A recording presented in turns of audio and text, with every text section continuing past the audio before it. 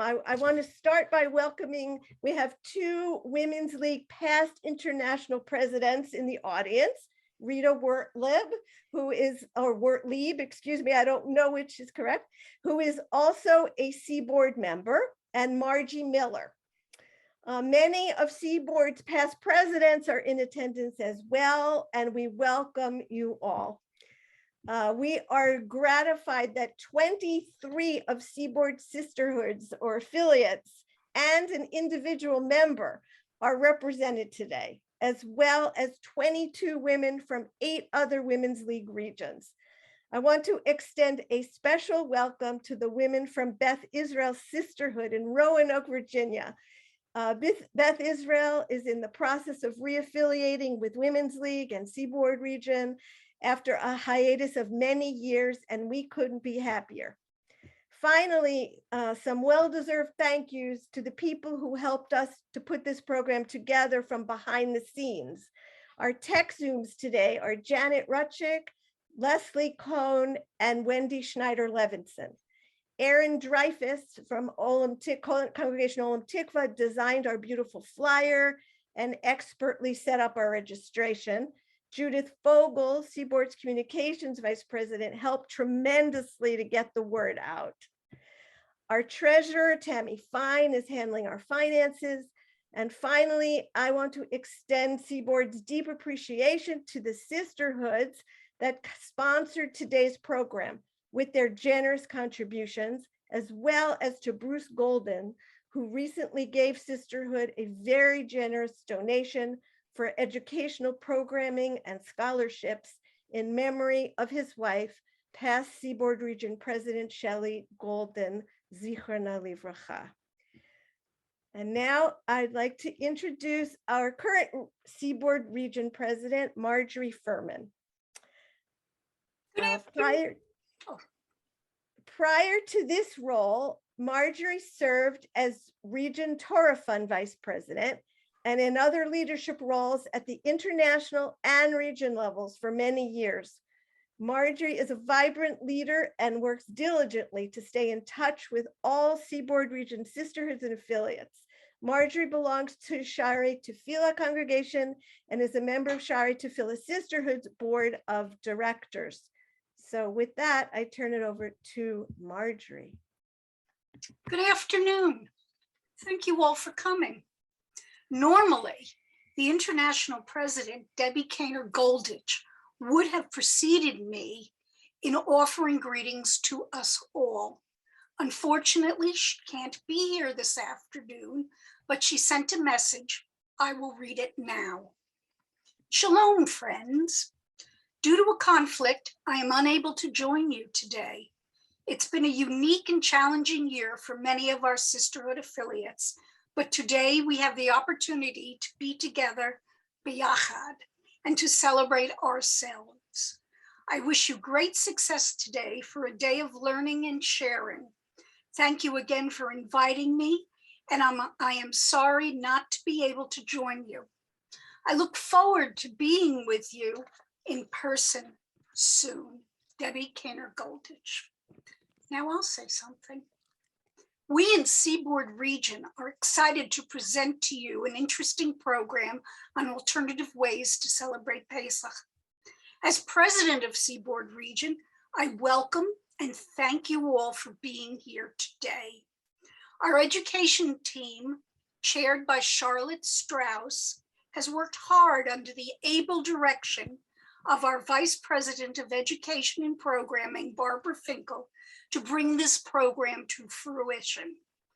I hope you all have a beverage of your choice as we all learn more about one of the most celebrated holidays on the Jewish calendar.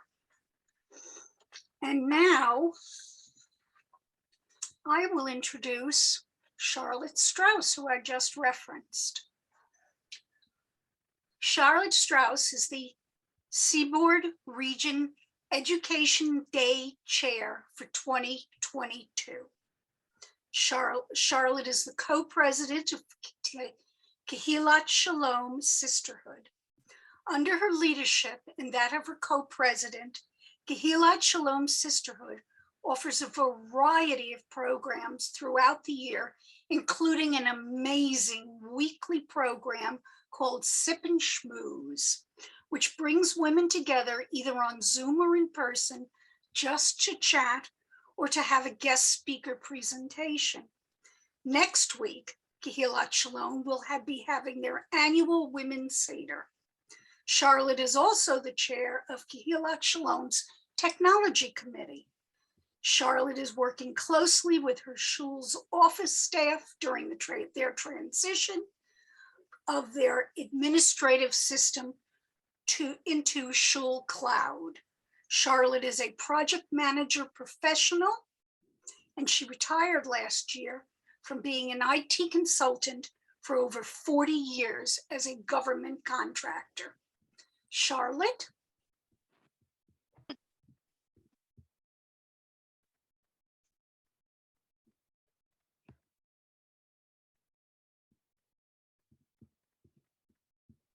Charlotte, unmute yourself.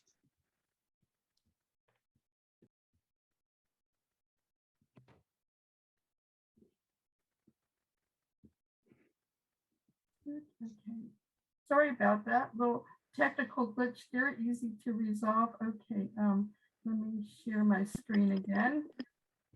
Okay. What do you think about we leave it 4 o'clock? Here we go. Okay, so for today we have Marty Feinberg will be presenting the 2 for Seder program. Yes, And then that'll 4 be o'clock. followed with the Q&A. Then we'll have a short break. We'll have an overview of our Education Day handouts. These will be emailed to participants after the event. So be looking for your email in the next few days or week or so, and we will be sending out the handouts.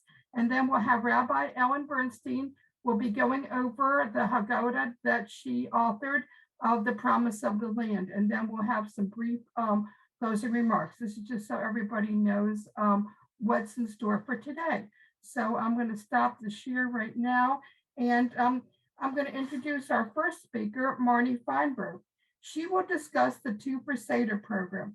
Marty is the daughter-in-law of Joyce Feinberg, Zikrana Livracha, one of 11 murdered at the Tree of Life in Pittsburgh, Pennsylvania on October 27, 2018. Marty leads the 2 for Seder program. She is a former federal government contractor with more than 20 years experience with strategic communications, planning, strategy, and culture change. Her past clients include the Department of Homeland Security, DHS, and the National Aeronautics and Space Administration, NASA. In reaction to the Pittsburgh shooting, she has switched careers to focus on social action, fighting hate and anti-Semitism at the grassroots level. She is focusing on continuing this effort as well as other projects to empower and encourage all groups to take a direct and positive stance against hate. Whether you are a potential host or guest, participating in 2 for Seder is one of the most powerful things on a small scale that you can do to fight hate and build understanding across culture. So here's Marty.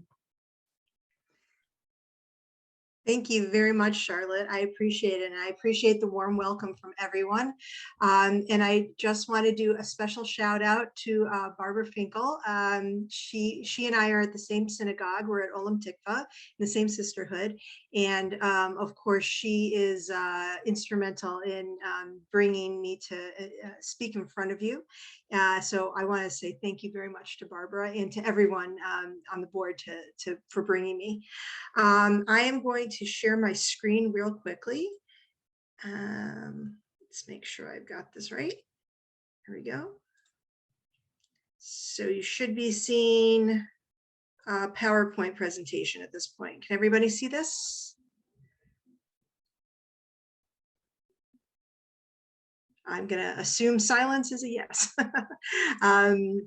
So 2 for Seder was really started, as we heard, this was really started in reaction to what happened to basically not just my family, but to all of us, because everyone in the tribe, we're all family together.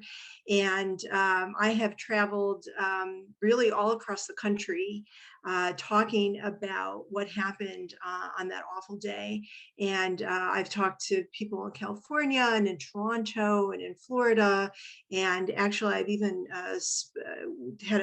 was very lucky to have a trip to Israel to talk about it. And everybody, it just reinforces the idea that we are all family together, because everyone has felt this loss almost as deeply as our family has.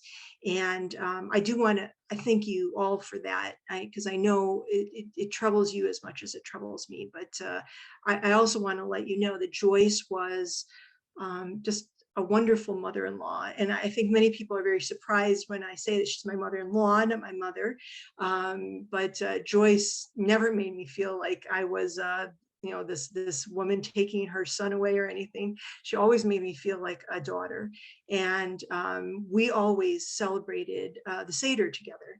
I also, she really inspired this program, because Joyce always made sure that there was someone at the table who had never experienced whatever holiday it was.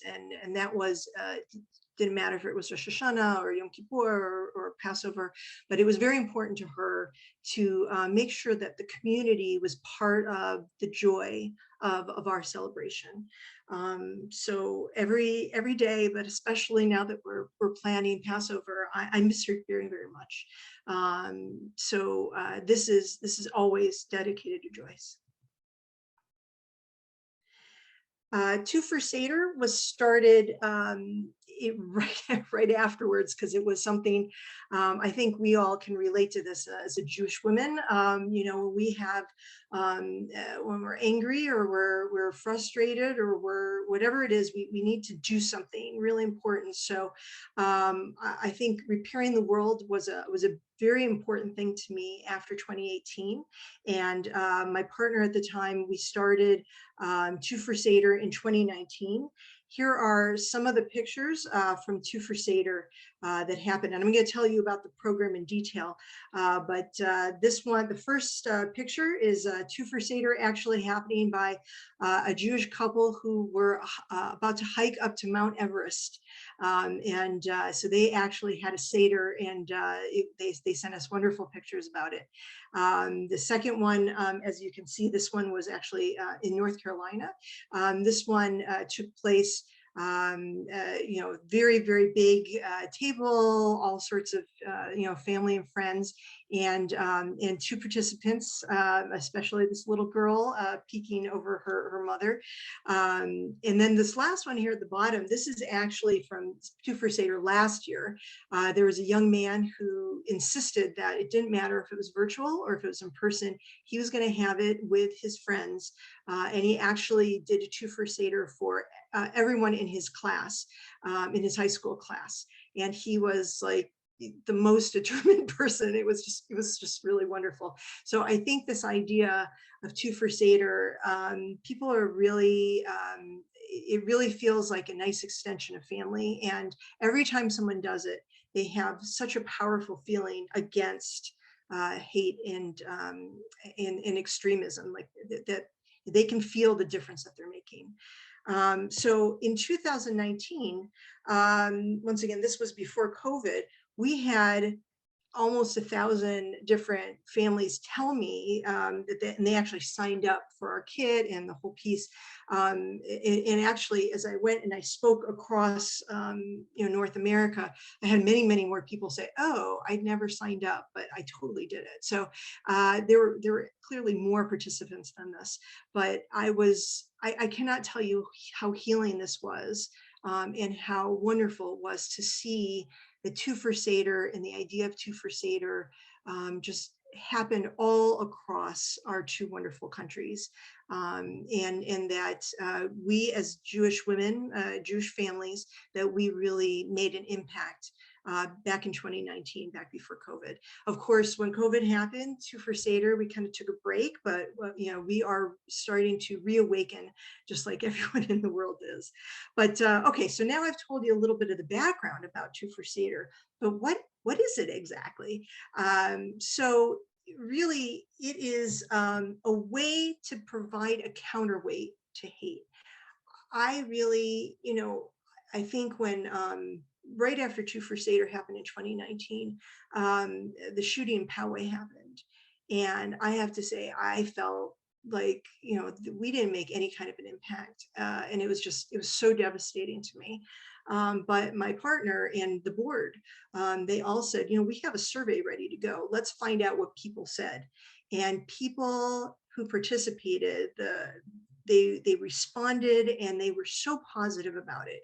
So and then we continued to get stories afterwards. So the idea that inviting people to your Seder who have never been to a Seder before provides a positive counterweight to hate. And I think that's really important, because we all feel really, really lost when hate happens, when we hear about all these awful things, some things that even happened this past week.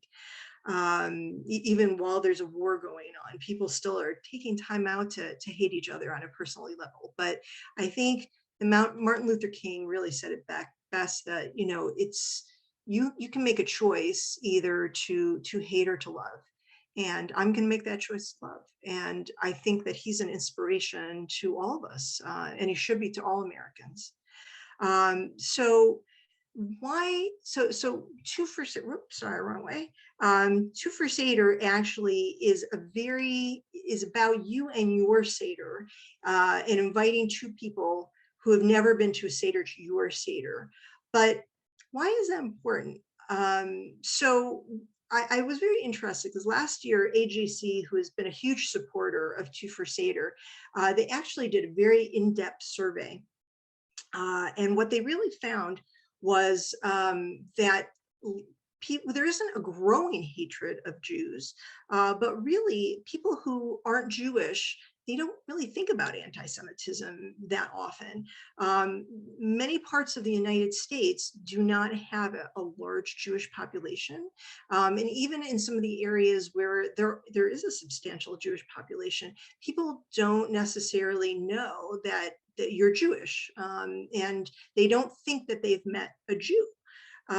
So they really have nothing to go on. So when somebody says a joke about Judaism that we all heard, some things that are very hurtful and painful, they have nothing to counter it with. They just don't know.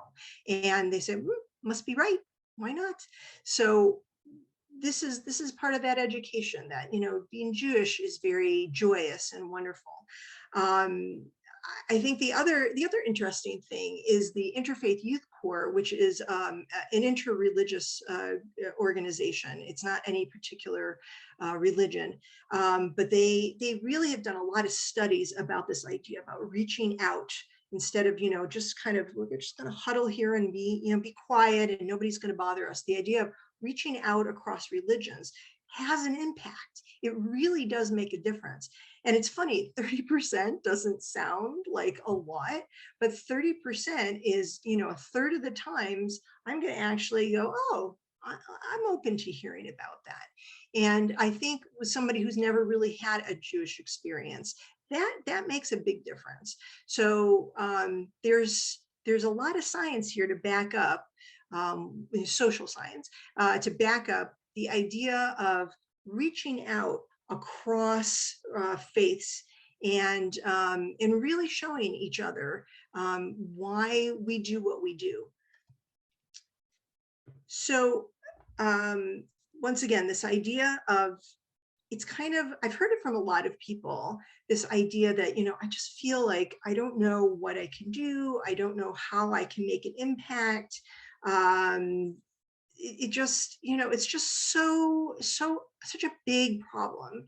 And I'm going to say, our Jewish tradition of Tikkun Olam is about repairing my corner of the world. So take it down to your neighborhood, take it down to the people that you know, and how can we fight back and push back with love and respect and with throwing a little matzah.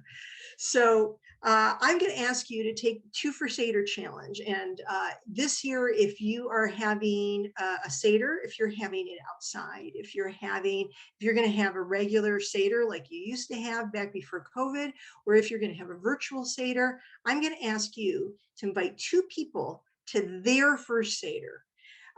So this is really the key to 2 for Seder. It's 2 people who have never, ever been to a Seder, or if they were at a Seder when they were like 5 years old and they got schlepped to one or something, that's okay. But if they recall being to a Seder before, you should invite them because they're your friend. But the idea of 2 for Seder challenge is 2 people to their first Seder. So I'm asking you that once a year, I know you're busy, you probably run your own company, or you probably have multiple volunteer jobs, lots of different women that I saw on this. The ones that I recognize are women who are very accomplished, and I know you're busy. But one time of year, you can actually push back and be an active bridge builder against hate. And we're going to take you through a couple of these little steps to sort of build with why this is going to make an impact. Because this is one of the questions I get asked all the time. How can this possibly matter? So we're going to walk through all these different pieces very quickly to really kind of prove the point about why 2 for Seder is going to make an impact for you. So seeing yourself as an ambassador for Judaism really does change things for folks. Because once again, people, even though we're such a small percentage of the population in the US and in Canada, it's even smaller than 1% in Canada, that we really have a big impact on the culture. And of course, we have this big impact on these awful stereotypes, which has always been the case ever since, frankly, Joseph went to Egypt. So I think that the idea that people see us as outsiders, or we don't quite fit in, or all these other things, it's not true. We're your neighbors, we're your friends, we're your coworkers. And by identifying yourself as Jewish in this positive context really makes it very clear that, I'm your friend, and people don't make fun of their friends. So by kind of reaching out proactively as an ambassador, it makes a big difference. Now, to be fair, you've probably already been an ambassador throughout your life. This cute little kid, she's eating matzah. And I distinctly remember, not just myself, but my daughter having matzah at school, and people coming up and going, "What is that you're eating?" And here you are, you're this little kid, and you have to explain what Passover is.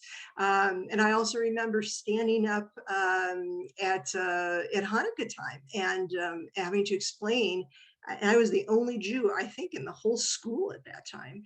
And you just have to explain what being a Jew is. But it's funny, I have never found it to be an uncomfortable position, because people are curious. Americans want to know. Most Americans are very open to new cultures and very open to new experiences. And to be fair, that matzah is loved by non-Jews more than Jews, at least in my personal experience. I don't know about yours, but certainly food is one of those ways to build that bridge across the different cultures. So I'm sure, because this is the Women's League, that you guys know probably more than the average Jew about our background when it comes to anti-Semitism, just because you guys know, you guys do a lot of studying.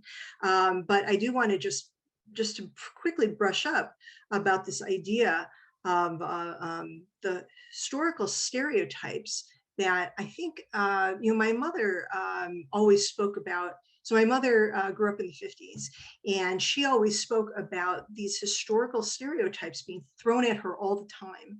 And she had this real experience, rocks being thrown at her, being called a dirty Jew, or being called, a money grubber, and all these different things. And then at a certain point, though, everything of that stopped. And I, being her daughter, I have never experienced that. No one has ever thrown a rock at me. No one has ever called anything like that to my face until very recently. And there was this bubble where a lot of these historical stereotypes, we thought, at least here in America and in Canada, that we're protected from those. And I think we taught our children about it, but it was kind of something historical, something that happened in the past. So today's stereotypes really do still build on a lot of those pieces. But of course, these tropes, these historical pieces, they're a shortcut. Everybody knows a Jew is this. Everybody knows someone, put in your stereotype for all the different minority groups. These are shortcuts people use, and they don't think about it unless somebody puts something in front of them to make them think. So thinking about today's modern anti-Semitism, just very, very briefly, I think the idea that there is interesting pressure from both sides, from the left and from the right. I think that my awareness originally was much more about this sort of traditional anti-Semitism from white supremacy. And of course, that is what has affected my family the most from October 27th. But on the left, I actually have found that when I talk to groups that are not Jewish, once in a while, I will get asked questions that are clearly some of these tropes that are coming from the left, a lot of the Israel bashing, and the idea that it's got to be like America. And I'm really very pleased that there are so many groups that are teaching our kids before they go to college that how to talk about Israel. Something I was never taught. I don't know if you were, but they're being asked things that, or they're not just being asked about Israel. Now it's being thrown at them as an accusation. So that is really where things are changing. I know we're all very aware about this, but this is really, when you have a guest over, the idea that this might be their glasses that they might be coming through.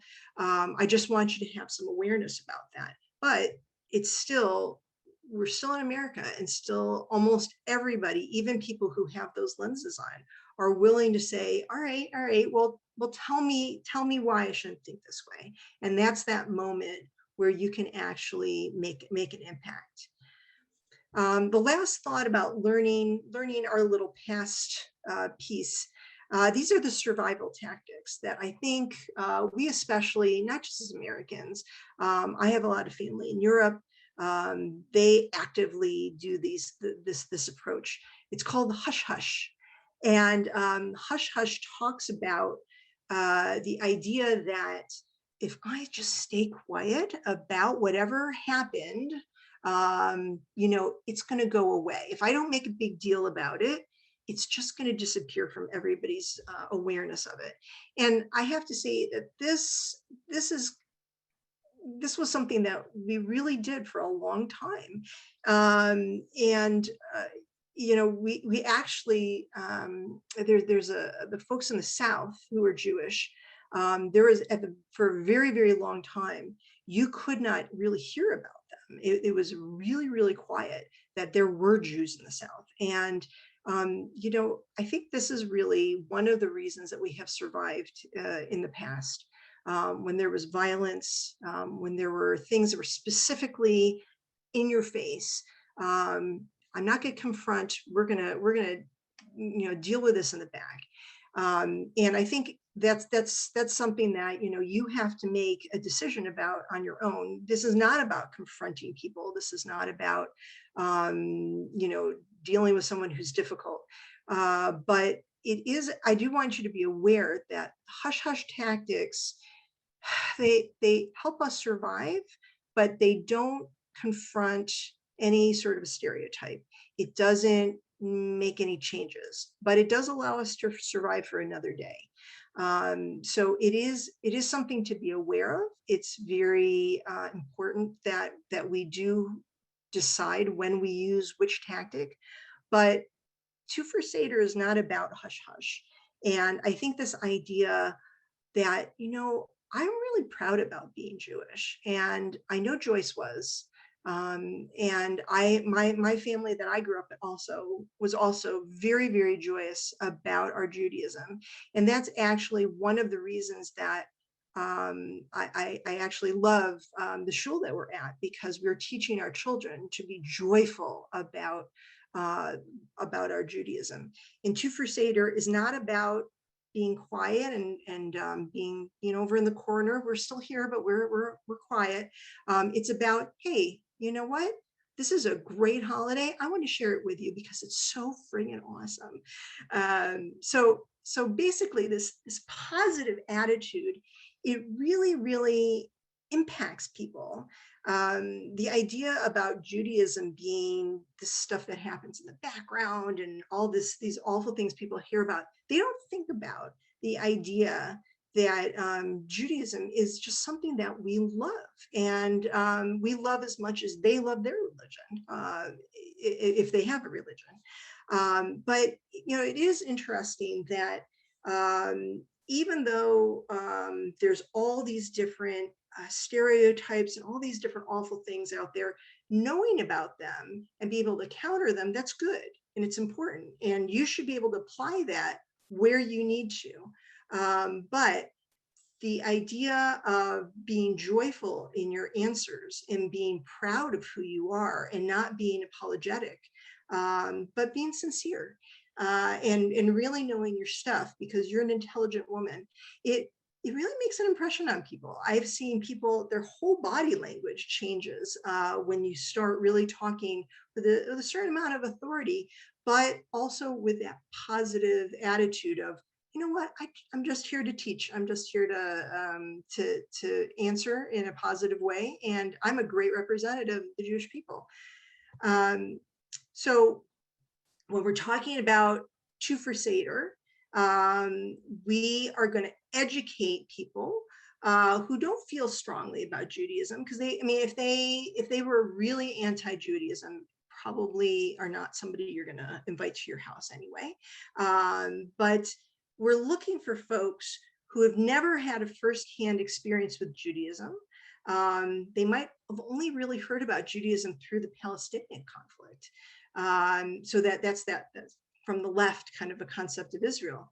And they have a lot of questions. And I think you're going to find that most of the people that you could invite to join you at Two for Seder, once again, it's two people to their first Seder, that they are really going to be curious. And it's about that intellectual curiosity that you will be able to address, because that's the way the Seder is set up. It is set up for someone who has never come to a Seder before. So it's going to do, your Haggadah is going to do all the hard work for you, but you really need to take that first step to saying, I want to invite somebody. So now I'm hoping that you're thinking, well, okay, I can do this. This isn't that hard to have two people over to their first Seder, and I know all this background. Who do I invite? This is the second most question that I get, second most all the time. So I want to challenge you once again to get out of your comfort zone. So the idea that, if I'm going to invite two people who've never come to my Seder before, the first people who I think of who aren't Jewish are people who are, still kind of related to me. So someone who, like my second cousin, might have married someone who wasn't Jewish, and I'm going to invite them. Well, I have to tell you that doesn't count, because that person has probably been to a Seder before.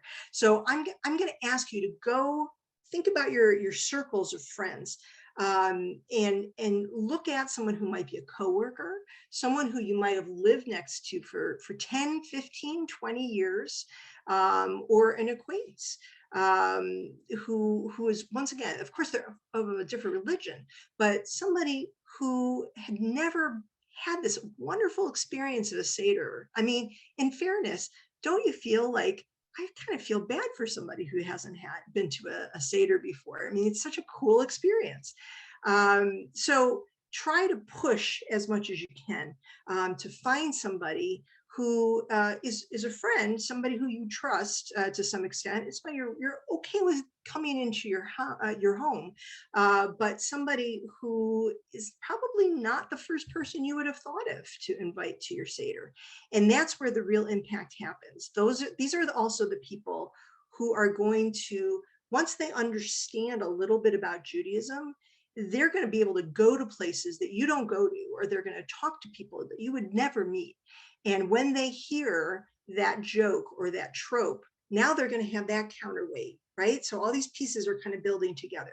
So if you're just doing it to somebody who's part of your inner circle already, it's not, the impact isn't really there. We're looking for that impact year after year after year. So I had this really good experience, actually. So one of the folks who I invited to for Seder that first year, she's actually a neighbor of mine, and she's Taiwanese, and her husband is he's a white Christian, and so I invited her over to our Seder. We had all these great conversations throughout the year.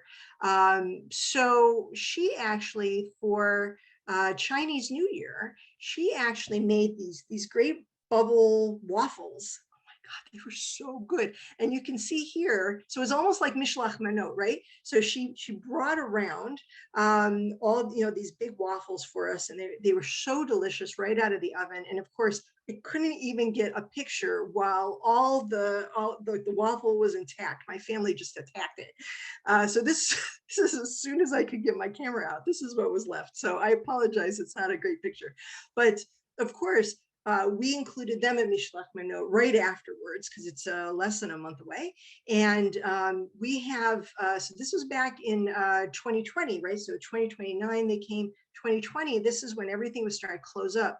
We kept exchanging baked goods and wonderful, like these little things that have made us happy throughout the year.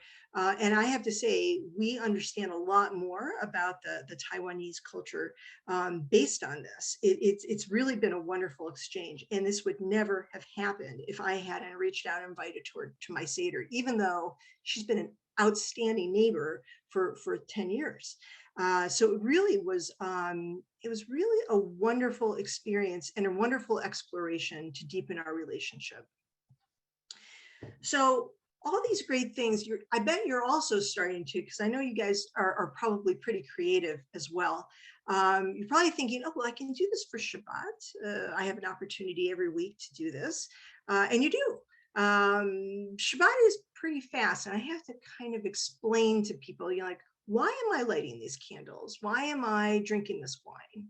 Why is it in a braid? Which, if anybody has the answer to that, I'm collecting those answers, because I found about 20 different answers about why it's in a braid. But every one of our holidays is an opportunity for this.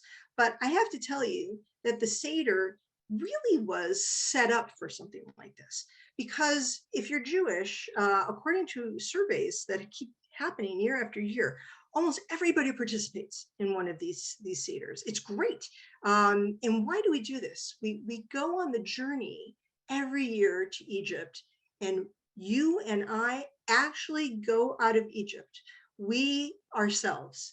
And it is something that, even if you are the most secular Jew, it just touches you somehow. And you want to affirm that bond every year with your family, and with your friends, that I am Jewish. And it's really, really important to us, even if we don't think about it at that top level.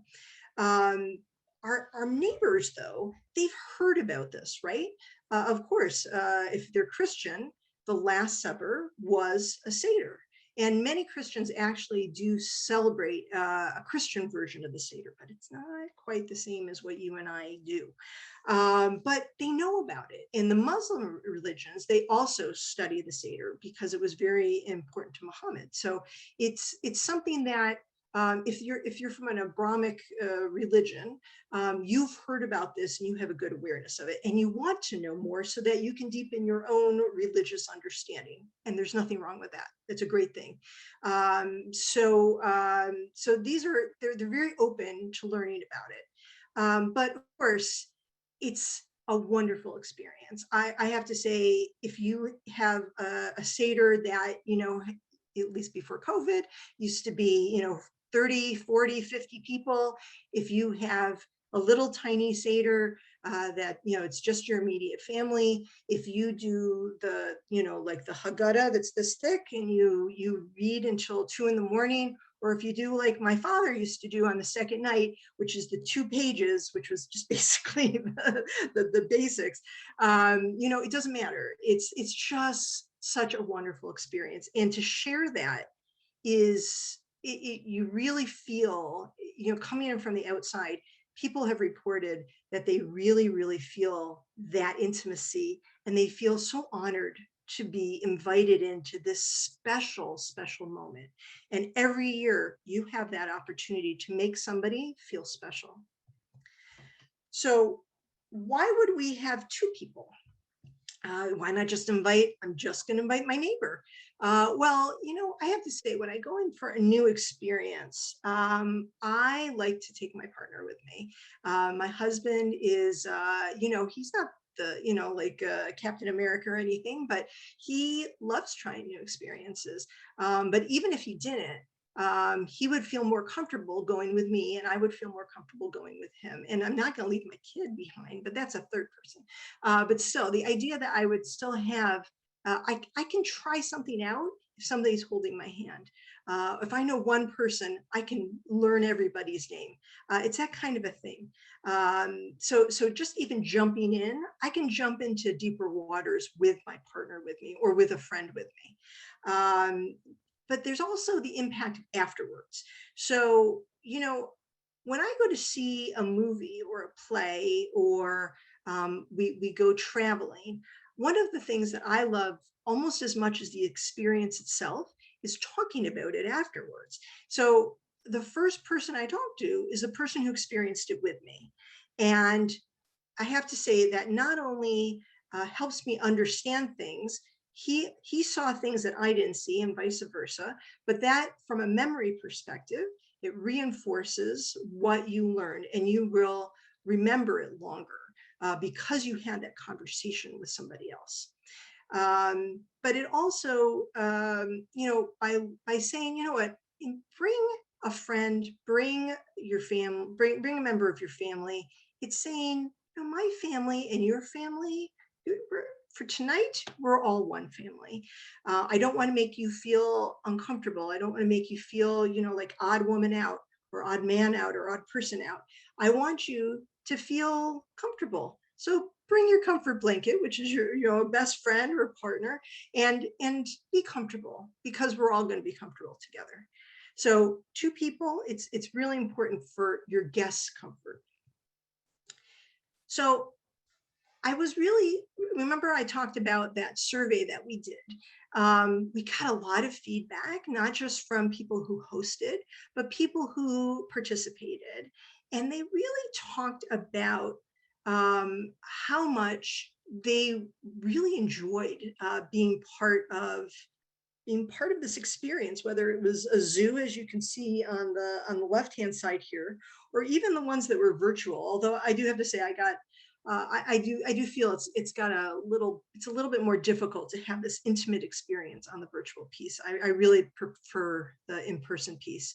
But I think the idea of learning about the Seder in a lecture, it's not the same. And the next best step is to go to a community Seder, which is great.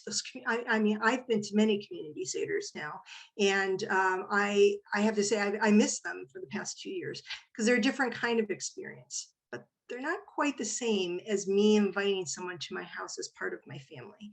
So I think that it's even if you don't feel comfortable inviting someone to your home for two for Seder, if you can invite them to a community Seder and talk to them about it, that's the next best thing. So one other question that I get a lot of is the idea of, is there something special I need to do for two for Seder? Do I have to make special food, or do I have to? No. Passover is special enough. And I think one of the reasons that everybody loves the Seder so much is that they really feel that it's something that reflects my family. The food that I serve, the plate on the table. I mean, these are things that, recipes that came down from my great-great-grandmother, or the plate on the table is something that my husband's great-grandmother had on her table. These are traditions that's what makes it powerful. That's what makes it special. And don't change a thing. Everything that you do, whether it's long or it's short, or there's music, or there's special food, or whatever, you are creating a magic, safe, special place for this holy moment. And to bring someone into it, there's nothing else you need to do. Now, we do have a little kit to give them to kind of set their expectations if you'd like it, which actually you guys are all going to get. But I think that the idea of seeing the tradition through your eyes, it's not just wonderful and magical, but it's authentic. And it's a special thing that they're not going to get anywhere else in the whole world. So what you're providing by having two for Seder is really, really a magical experience. So I did just mention the kit. Sorry, I got ahead of myself. But we want to make sure that your guests, not just that there's two of them, but they're ready to go for this, and they're really prepared. I think our first year when we did this, we had a very, very short kit for the hosts and a quickie for the guests as well. And the feedback that we got was that, oh my gosh, I was so busy preparing my Seder that I forgot to mention to my guests, please don't bring any gifts with food, and little things like that. It's just little stuff that oh my gosh, they brought some some bread, or they brought some wine that wasn't kosher, and it was this weird awkward moment for everybody. It didn't start things off the right way. So we want to make sure that everybody's off on the right foot. So the kit actually it kind of gives them some things to think about, and like, what have they heard beforehand? What do they want to get from this experience? And kind of get them excited about it. I think they'll be excited anyway. So even if you don't use the kit, it's totally fine. But this kit is here to help you and your guests out. It's a quick little thing that, once again, you guys are already getting this after this speech. So this is going to be, it's a nice thing to email out to your guests, just to say, hey, this is happening in a week. This is going to be great. We're going to have a great time. This should answer some of the questions you have. If you have any questions above it, I'm happy to help.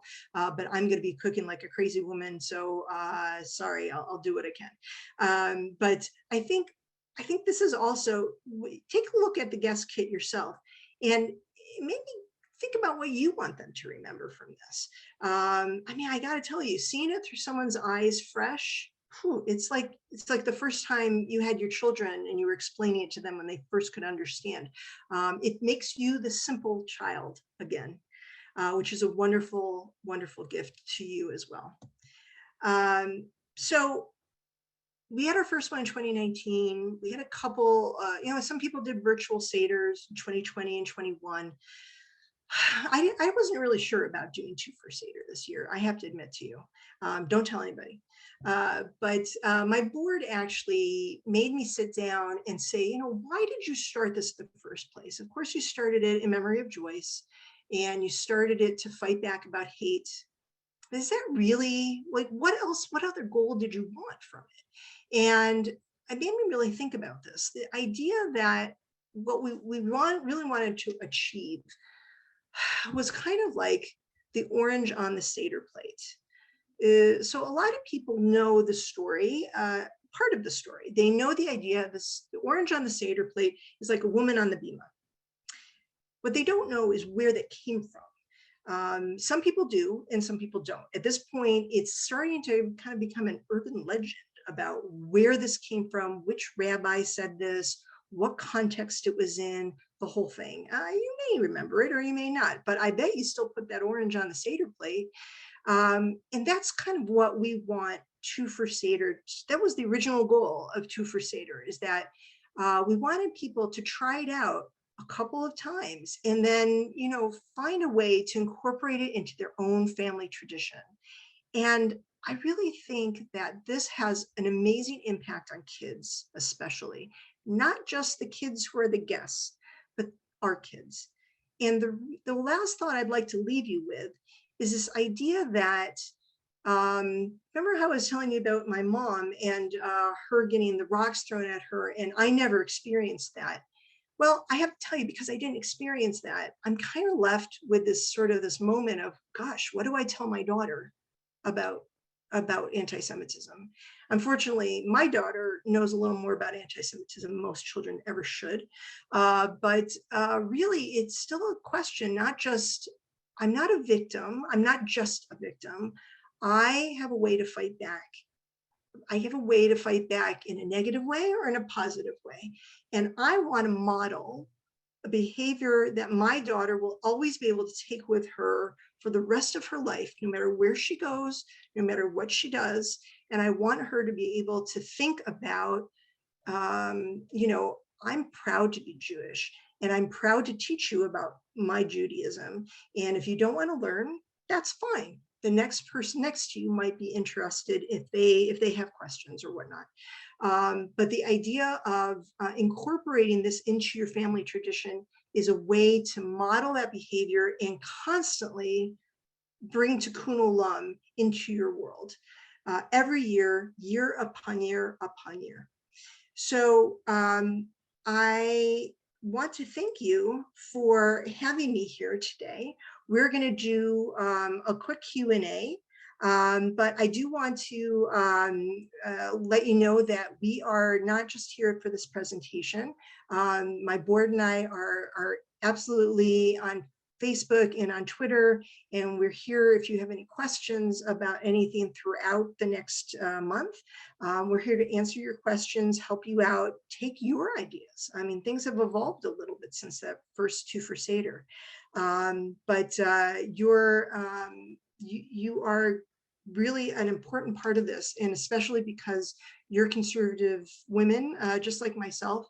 I'm really very so thrilled that you guys would want me to talk about Two for Seder and share this with you. And hopefully this will be something that you can put in your tool bag about how to make this world a better place. Thank you so much, Marty. That is really interesting, and it's just a wonderful, wonderful idea. I know you've been speaking about it for a couple of years now, so it's great to get the word out to 110 more people, right? We will take questions now. We're hoping to use the electronic hand for those of you who know how. If you don't and you really just want to wave, Charlotte and I are going to be looking for that too.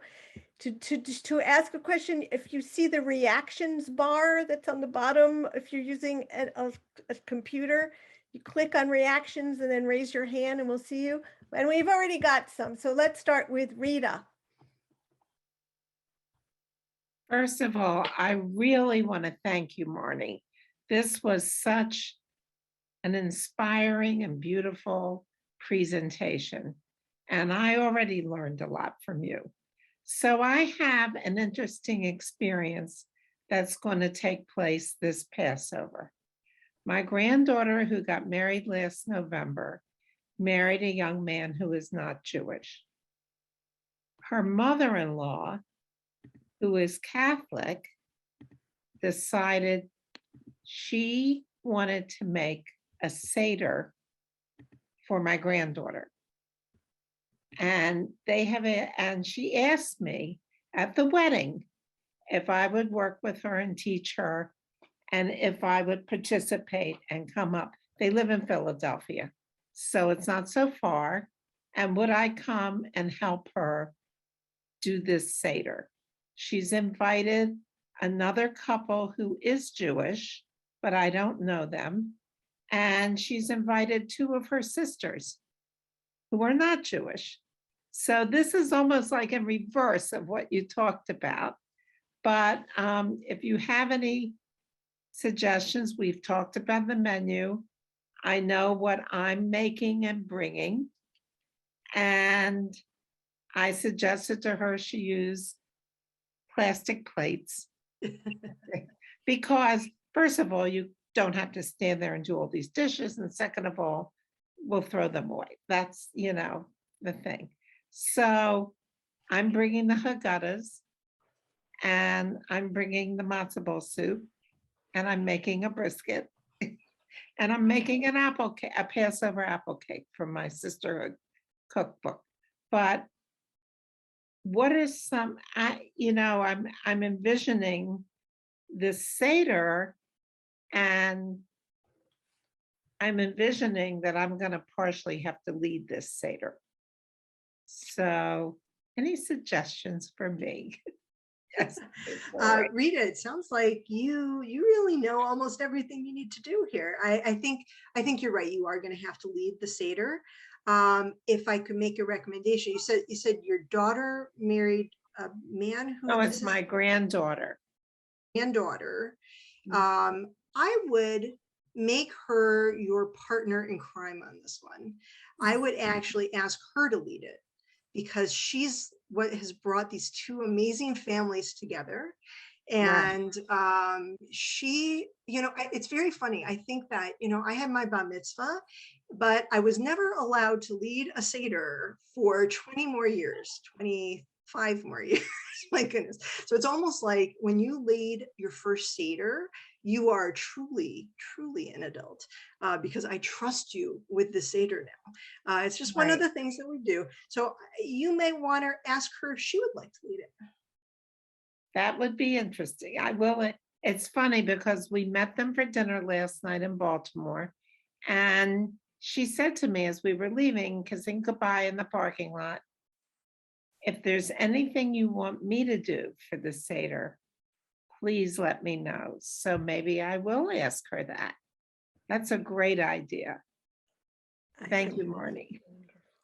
Yeah, I think it's a great idea too. I wouldn't have thought of that. Wow. Yeah. Okay, let's see. Cheryl Wasserman. Hi, thank you very much. This is very interesting. I have two questions. Number one, growing up, it was easy. There was Maxwell House Haggadahs.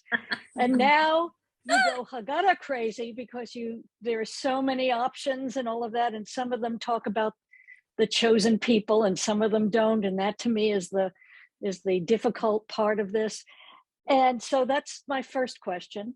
My second has to do with I think there's something in the Seder where it suggests that you bring into your home people who are homeless or who have nowhere else to go. And that's sort of another step for this. And I'm wondering if you've ever heard of people doing that and how they've done it, if they have, and whether this is part of it. I think that's a different purpose. And this is a little more uncomfortable, but those are my two questions. Okay, so let me make sure I get them both. So let's start out with the Haggadah choice. So actually, it's very funny. As soon as I started this up, Cheryl, you're not the only person who not just asked it, but on the flip side, people who have created Haggadahs or published Haggadahs, which also includes your next speaker. They've come at me from all angles, and I have a bookshelf. 2 shelves are now dedicated to Haggadahs. I have Haggadah up the wazoo. It's very funny. So instead of chosen people, it would be the choosing people. The choosing people. There you go. It's great. That's great. So I have to say, so I've got this Haggadah. I don't even remember the name of it, but it's the one that my family has been using, and funny enough, my husband's family, it turned out that they were using a later edition of the same Haggadah. So we always use that one. And every year I look through some of these new ones. And I have to tell you what my family ends up doing, but we do a 3-hour Passover, so a 3-hour Seder, which not everybody does. And let me tell you, most of the members, like my sister is like, please, can we just come for the first hour? But we pull in different pieces and parts from these other Haggadot, because there are some pretty amazing things in some of them that are missing in this older one that we were doing.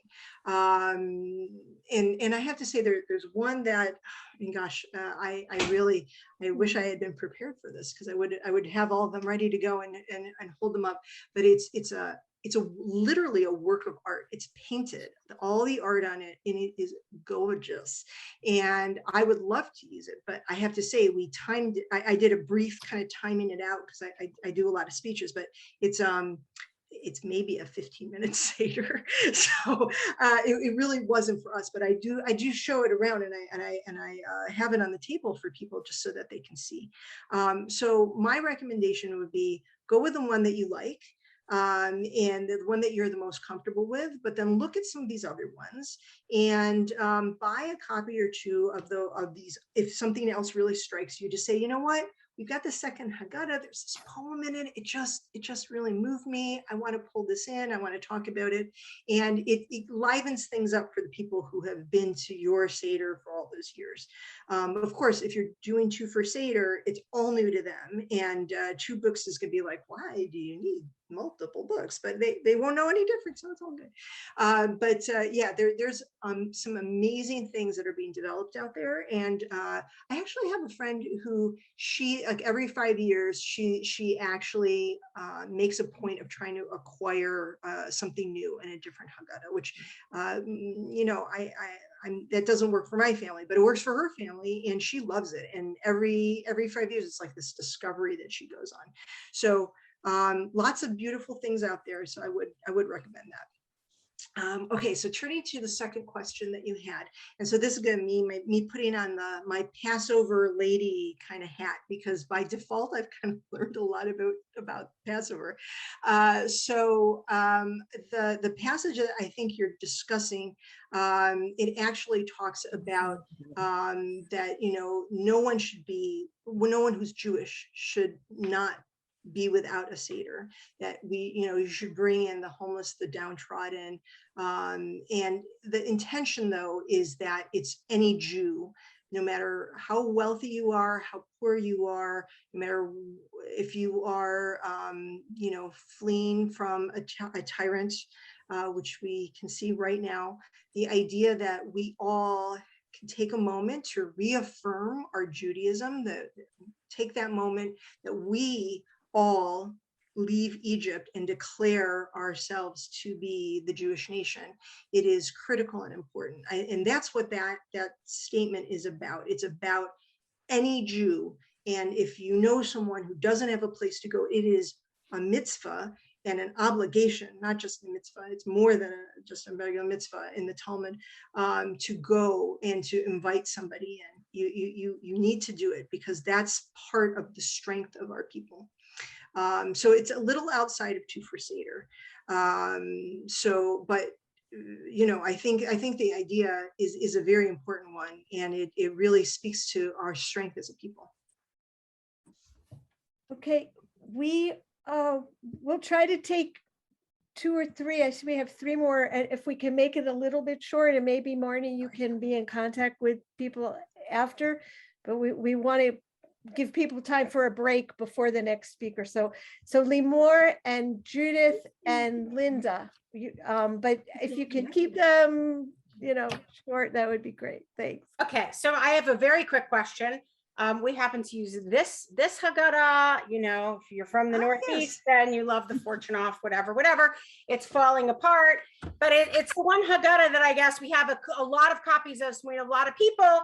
When we don't have a lot of people, we put out all the Haggadahs and everybody chooses their own. It's kind of fun. But there is one in the traditional language or liturgy or whatever you want to call it of the Haggadah.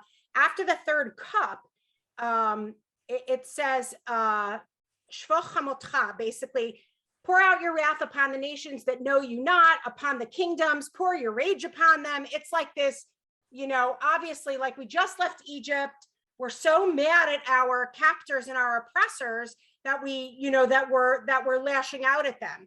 And it's one of those things that, you know, when we had non-Jews at our table, my parents are secular Israeli, would say, just read it in Hebrew and glaze over it. We don't want them knowing what we're saying, you know? And I mean, it's here in English, so, you know, they could just read it. But it's one of those things that troubles me. When we do have non-Jews over, I try to find the Haggadah that doesn't have this in it, so that they don't see, you know, I mean, again, like I said, it's easily explained because we were so upset at the time that we just left Egypt. You know, it's the third cup's right after we eat dinner, you know, which is right after the plagues. So it kind of makes sense. But have you encountered that, and how do you deal with it? It is a good question, and it's not the only one. There's other things in different Haggadot that are like, oh, really, what? So I think though that this is you know, this is your personal choice, and this is where there's no rabbi looking over your shoulder that says you have to say this. It isn't, and just because it's written down in the Haggadah, it doesn't mean that you have to say it that way. So the Haggadah is broken down, right? The first two cups are about the past and about us going on our journey.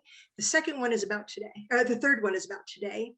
And the fourth cup is about the future, because Lador Vador, right? We're a chain. So the idea of the third cup being about today and reflecting your values and of reflecting what God will do for you today, and how will the Jewish people be saved?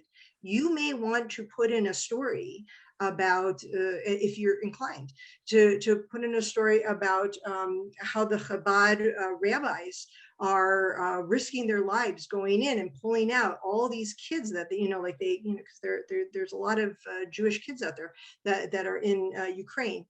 You may want to talk about that.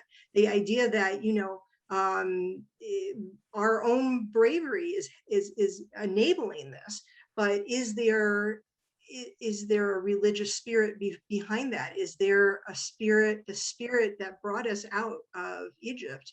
It's the same. Today's Exodus is not so different from yesterday's Exodus. There are differences. It's not identical, of course, but you may want to put that in its place. That would be my thought about it. That's what I was planning on doing, actually. I do find the third cup to be, the third and the fourth cup, people go right through it, but the idea that there is a meaning to it, and it is this is the point where I can talk about today, and the idea that I can talk about tomorrow. Wow, that's kind of cool. I'm not skipping that.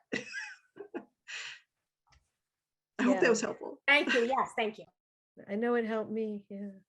So Judith and Linda, I would like you to be able to ask your questions, but we're truly at the limit. And if I was on a different place in the I can't even think of the name of it. I'm like an INTF, whatever that's called, the Myers-Briggs. If I was a different Myers-Briggs type, I would have cut this off, but I am who I am. So Judith and Linda, you can ask your questions, but you get like 4-second answers. Okay. So who goes first? Me? Judith, please. Yeah, here I am. Okay, fast. Marty, I met you when I was being installed at JCRC, and just wanted to say hello, and this was a fabulous presentation. I wanted you touched on the fact that we are 1% of the population in America. And recently the Forward did a survey. They reported on a survey that showed that many Americans surveyed think that we are 30 to 40% of the population. This is really dangerous. And I want you to talk about, I'm sorry, Barbara? I wanted, Marty, could you talk about, I think this is very dangerous because it reinforces stereotypes and tropes of our power and the incredibly exaggerated aspect that people have about us. Could you just touch briefly on the fact that so many people think we're 30 to 40% of the US population when we are just so much smaller? Judith, I see Barbara shaking her head. There's not enough time because that is a very important part, but it's going to take a long time to address. I offer that if you all have a newsletter or a magazine, I would be very happy. And if you have other questions along those lines, to maybe we could do an article together. And Judith is That'd be our excellent. publications editor. So Right, you right. are Communication like, There you go. couldn't have I been didn't more know that. perfect. I didn't know that. That is so amazing. Judith, Okay. you on for that? Sure. All I'll be right. in touch, Marty. Sure. Sounds good. Let's go into depth about it. I just want to say, okay, just two things. One thing is that do you in your organization, when you're connecting with, the broader community, like if somebody, like I don't really know any like Muslim families or, I do know Christian families, but I don't really know, like if I wanted to reach out to someone, is there like connectors? Are there ways that people can connect? So, I mean, I think that would be helpful. That's number one. Number two, I just wanted to say that many years ago, when my kids were much younger, there was a lot of intermarriage in my family. And so when I was holding the Seders, there was people that had no idea. So I went to a Jewish bookstore and I looked through some of the simple books that, had more English and more Hebrew, but very simple, but you had to add to it. But it helped this is just my experience, that it helped to keep the structure, but you had to add to it. And there was a lot of cute things on the side for kids and stuff like that. So if people are doing it for people who are totally unfamiliar with it, and you want to make sure everybody has a book, it's, and we had like 20 some people at the Seder. So I think it's good to make a little trip to the bookstore if you can. I know COVID is a little difficult, but to actually look through one and maybe, a simple one and then, you can pick. And for the one with the daughter who was a granddaughter, I would have her assign people to do things ahead of time, so it's not a surprise. So, that would be Make the granddaughter do it. Yeah. Make the granddaughter do it. Right, I'm just saying, have the granddaughter assign, like she can, pick a passage ahead of time and assign to somebody, and that way that's a good idea. That is a good idea. But the connector thing was my question. We'll be back in 5 minutes at 2:35. We'll have a quick break, and you can unmute yourself to talk momentarily, and we'll be back in a few minutes with our Okay, great.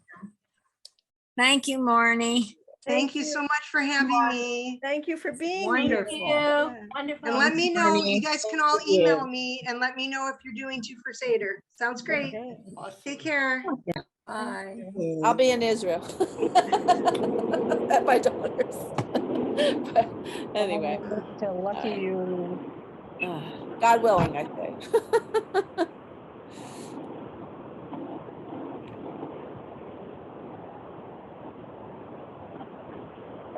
So please, everyone, stay with us. We have lots more coming, starting as Charlotte said, in about 5 minutes. Please don't go anywhere.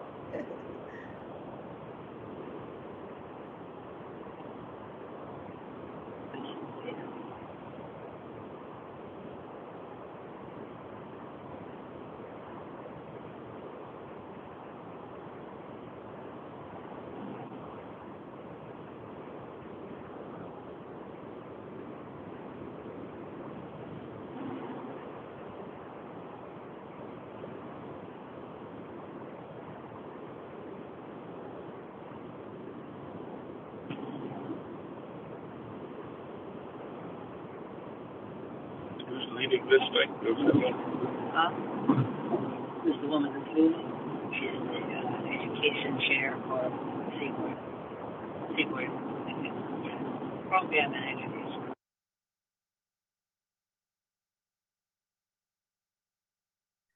You can go ahead and unmute yourself if you want to talk for the next few minutes. Rabbi Ellen Bernstein, we're running about 5 minutes late, but we're glad to see you're back on with us.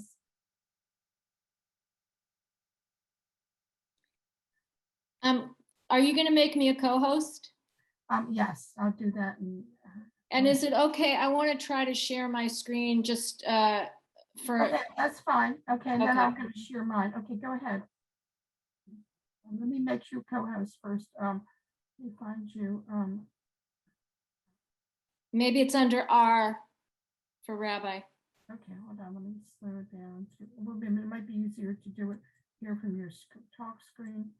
Make co-host, okay. All right, I got you. Great.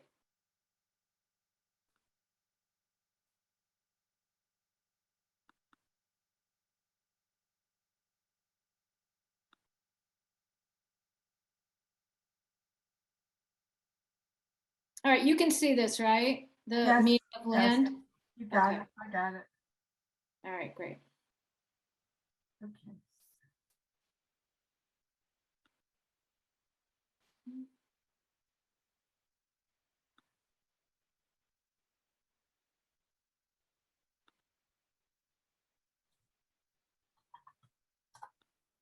Okay, Rabbi Ellen, we're going to do some other parts first before, so if you can stop this share screen, we have some other folks. We're going to do the education committee next. Okay. So, just in about 2 minutes, I'm going to share.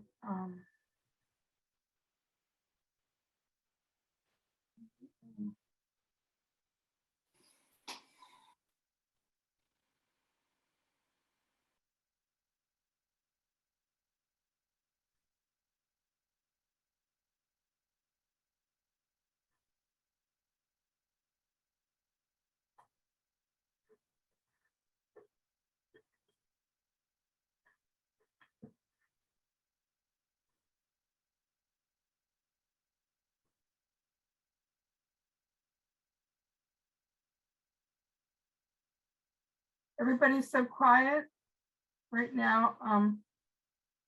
So Charlotte, is the recording, did you stop the recording or not? No, just leave it. I just didn't want to turn it off instead of on. Okay, Okay. perfect. Okay. In about 1 minute, I'm going to stop the, put the mute all back on. And, go to the security screen.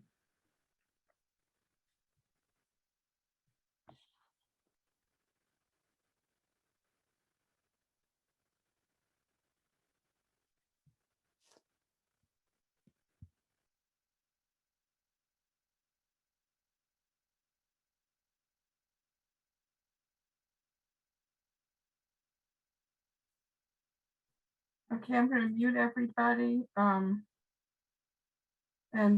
the ones who are co-hosts and the speakers who are going to be talking, you'll have to unmute yourself when we get to your part. So,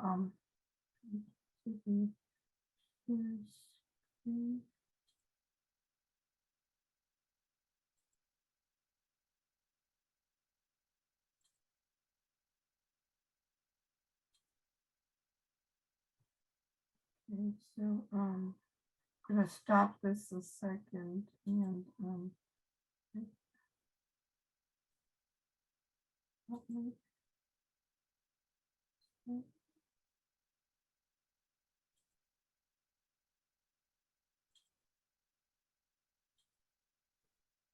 okay, can everybody see the screen okay? Okay.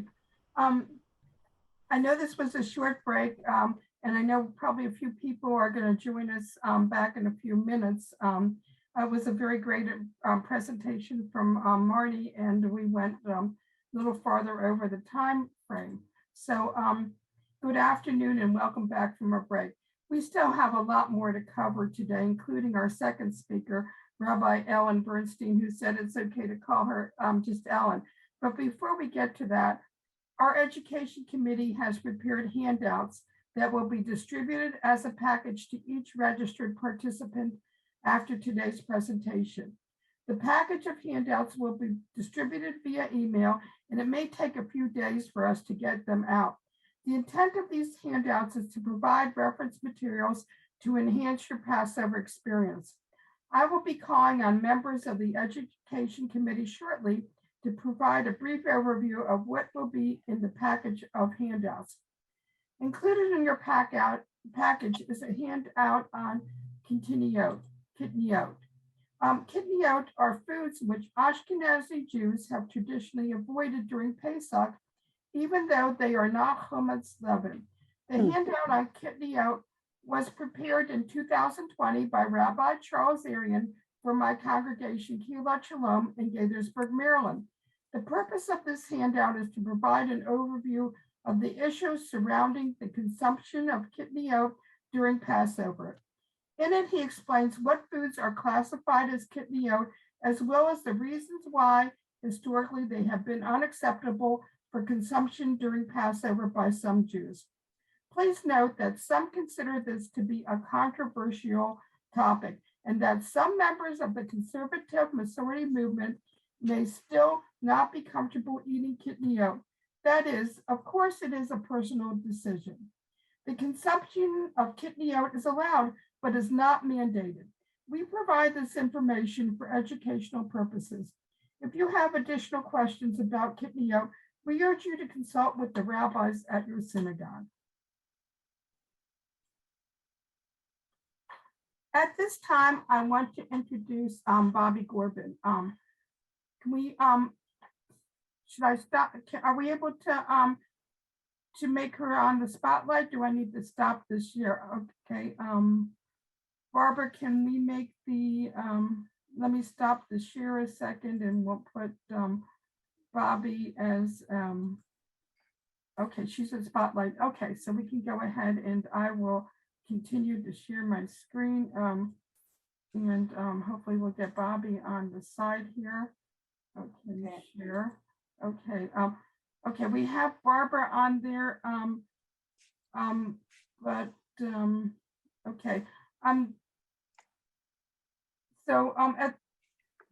So at this time, I want to introduce Bobby Gorban, Seaboard Region Judaic Arts Chair in this newly created position. Bobby is bringing creative ideas and projects to our sisterhoods. In the past, Bobby served as Region Communications Secretary and Torah Fund Chair. She also served as President and Torah Fund Chair of her sisterhood, Tikvat Israel in Rockville, Maryland. Bobby is a fiber artist with many years of experience serving as a teacher and a creator of Jewish arts projects. Here's Bobby to discuss the handouts on ideas for Passover table decor. Let me stop the share and see if we can get Bobby on here. I think as soon as Bobby starts talking, she'll probably be okay, there. and I'll go Yeah, back to, okay, hi. sharing my screen. And now I need to see the pictures, or we Okay, need to here see. we go. Thank you, Okay, Charlotte. share, okay. Oh, there you go, great. Great, thank you. Okay, it's okay if I'm sharing with you. I am just very excited to see all the 100 people here today that I haven't seen in a long time, not only from Seaboard region, but from all over the country. So hi, everybody. And I would like to share with you today a few new ideas to decorate your Seder this Pesach. Using, hold this up. Okay, using this creative matzah print board. It's laminated poster board that you can create several items for your guests. You can order it from Amazon, believe it or not. The link will be in your handout. You will not have to deal with any matzah crumbs when you make these items. And it gives all the measurements and directions, and they come in a package of 12. So there's plenty to make for everyone. I don't have, a pointer to show you, talk about each item, but there are coasters, there's a place card, a Haggadah bookmark, a place setting, and the special poster I wanted to call to your attention, and you'll hear more about Merriam's cup, is the one that has the doily around the little piece of matzah board. So they don't take a lot of time to do, and you can actually, if by any chance you're having another virtual Seder this year, or maybe a hybrid, you could mail some of these very easily to your friends and family, because it's just poster board. One of my favorite of these is on the right-hand side, and that was the flower, the vase that you could make in like 3 different sizes. The next picture you see comes from a company called 1-800-DREIDL. And you can create a colorful table runner with the 10 plagues. And actually in this picture, you don't see, but I'm gonna hold it up. Matzah fabric will go in between and all around the, believe it or not, there is, plague fabric, and it comes in a kit form, or you can choose your own fabrics that you want for the 10 plagues and just purchase the pattern. It's simple and fun to do. Again, the link is in your handouts to 1-800-dreidel.com. If you have any questions, my email will be in the handouts as well. You can email me. Chag Pesach Sameach to everyone. Thank you, Bobby. Next, we have Ellen Menaker, a member of Har Shalom Sisterhood in Potomac, Maryland, and Seaboard Region's Literacy Chair. Ellen will speak about the handout she prepared about ways to incorporate Merriam's cup into your Seder. Ellen performed extensive research to give us options on the use of Merriam's cup. Okay, I'm going to come here and let me stop the share a second. We can get Ellen. Okay, Ellen's here now. So let me share the screen again and see where we are with this. Oh, hold on. I can share that and go to the next. We still got Bobby here. Okay, can we try and get we need to go back and remove No, you're good. Everything's good now, Charlotte. Okay, you got Ellen there. Okay, great. So thank you, Bob. Okay, so go ahead, Ellen. You want to talk about Merriam's cup now? Yes, thank you. And I'm delighted to be able to talk a little bit about Merriam's cup. And what we've done in this handout is offer you some ideas either to enhance the use of Merriam's cup in your Seder or introduce it. If you're using the old Maxwell House Haggadah, there's no Merriam's cup mentioned. But many of the newer ones do have Merriam's cup. Because it's a relatively new part of the Seder ritual, there's not one set way to honor Merriam. So the next slide, please. So in this handout, we offer you a few points and ideas to consider. It can be a forum for discussion, not only about the contributions of Merriam and women throughout Jewish tradition, but also women who've meant a lot in your lives, and thinking about the themes that we talked about earlier today, honoring those brave women who have inspired us throughout history. So it's a nice way to customize your Seder. Among the points we talk about the symbolism of water. Of course, we all know about Merriam's well, but there are other opportunities that Merriam had relationships with water as well. And even the idea of whether you start with a full cup and have people take a drop of water from Merriam's cup, or whether you have individuals add to Merriam's cup is really up to you. And there are different ways of doing that. We also know that there are different times that Merriam's cup can be incorporated into the Seder. And many of you have probably done it certain times, and maybe always the same time, maybe at other times.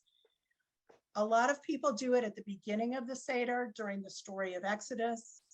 They talk about Merriam watching Moses in the Nile. There are passages that you can read about that. Others do it at the time when they talk about the 10 plagues. And still others, and this at the 10 plagues and Merriam at the end can be, Merriam's cup can be used similar at the same time that Elijah's cup is done. And all of these opportunities, we provide recitations that we've tried to carefully document the source, but some are just from family Seders that people have shared with me, ways they incorporated it into their Seder. There are songs, and we have encouraged you to look at the links. There's some on YouTube. Most well-known is Debbie Friedman's Merriam song, and you can play that, especially now that many of our Seders are virtual or partially virtual, and it has beautiful illustrations with it. Other people mentioned Haggadahs that have beautiful illustrations. There's also an interesting song where women are playing the equivalent of modern day timbrels, and it adds a different spirit to your Seder. Also, there are other resources for you to look at and decide what really works for you. And especially now that there are so many opportunities, you can really be creative with this part of your Seder. So thank you. Okay, thank you, Ellen. In addition to her position as Seaboard Region Ritual Chair, Toby Halsman currently serves as co-chair of Virtual Tefillot for Women's League and also as Seaboard Region's Vice President of Membership. Toby is a past president of Harshalom Sisterhood and now enjoys leading the Women's Rosh Chodesh services and programs. Toby will discuss two handouts, the history and meaning of the orange on the Seder plate and a PowerPoint presentation on the women of Passover. So, you think you know the story of the orange on the Seder plate? I was actually pretty concerned that Marnie was going to blow it for me and talk about the whole thing, but thankfully she stopped. If you think it's because some man said an orange belongs on a Seder plate like a woman belongs on the bima, then you would be quite mistaken. In typical male fashion, this modern ritual has been mansplained. This ritual was originated by Susanna Heschel and referred to marginalized Jews, specifically the LGBTQ community. I hope you read it carefully. It's a very interesting and important story. Print it out and share it with the guests at your Seder to give credit where credit is due and set the story straight. Next slide, please. How many Seders do you think you've been to in your lifetime? I think I've been to maybe 140. 140. And if we took a straight reading of the Haggadah, you know who we wouldn't hear about? The women of Passover. They're not there. And without these strong women, there would be no Passover story. You wouldn't know it was Yocheved, with the fierce love of a mother, who put her baby boy in a basket in the Nile River to save him and ultimately the Jewish people. You wouldn't know it was Batya, who found and adopted that baby. You wouldn't know of the bravery and knife skills of Tzipporah, wife of Moses. You wouldn't know it was Merriam who arranged for her mother, Yocheved, to be the baby in the basket's wet nurse or provided the Israelites with water in the desert, among other things. And you wouldn't know it was Shifra and Pua, who are illustrated here, the midwives who refused to kill the Hebrew baby boys, giving Pharaoh one excuse after another. Because of them, we are able to retell the Passover story year after year. They were one of our first social justice warriors. You need to know about these women, and you need to tell all your Seder guests about them too. This handout will help you. And don't forget our first social justice warriors, Shifra and Pua. Thank you very much. Much thanks to Toby. Speaking of social action, our Education Day would not be complete without hearing from our Region Social Action Chair, Elisa Abrams. In addition to Social Action Chair, Elisa is a Women's League Tour Fund Legacy Society Ambassador. She formerly served as Women's League Liaison to the Committee on Environment and Jewish Life and is a member of the Women's League Public Policy Committee. Elisa is a past president of Addis Israel Sisterhood in Washington, D.C. Charlotte, wonderful to see everybody today. And for all of us participating from throughout North America today, I want to just take a few moments to remind us all about Women's League's special social action project for 21 through 24, 2021 through 2024, which is Project Stock the Shelves. This project is particularly concerned with food insecurity throughout North America. We see it everywhere in our local communities, and it is our fervent hope that food insecurity will end soon. Towards that end, Women's League has encouraged sisterhoods to take up the mantle on behalf of their membership and also to serve as leaders throughout their synagogues in order to encourage donations to local food pantries, cooking through chesed meals, all different types of ways of helping with food insecurity, and in particular to make sure that food pantry shelves are full.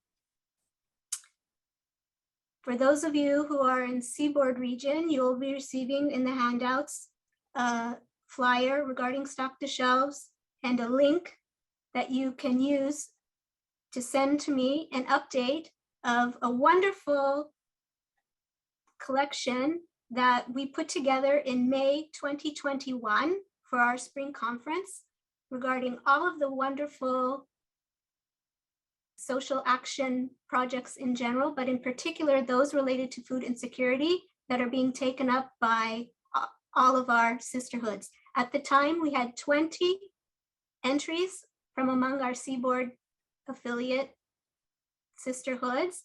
We would like to get an update on what you have been up to, and also to encourage those sisterhoods who had not yet participated to join in that. And after this conference, as part of your handout, we will be sending a revised version of that packet, so for inspiration for you on behalf of your sisterhoods and your synagogues, for great ideas and for cross-fertilization of learning and inspiration on what you can do.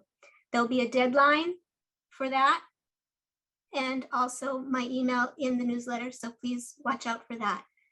And before I go, just a special plug for another mitzvah opportunity for Pesach, which is Ma'ot Chitim, wheat money. For those of you who read our lovely newsletter that went out on March 10th, this also is discussed there. Just a reminder that Ma'ot Chitim, wheat money, is for the purpose of providing funds for those who don't have enough. Originally, it was called for matzah, but in today's contemporary times, meaning for those who don't have enough money or resources to make for Pesach. The time to participate in Ma'ot Chitim is now. We know how much time it takes us to prepare for Passover. Imagine somebody who doesn't have resources, who's wondering right now what will be for them at Pesach. Please help. Okay, thank you, Elisa.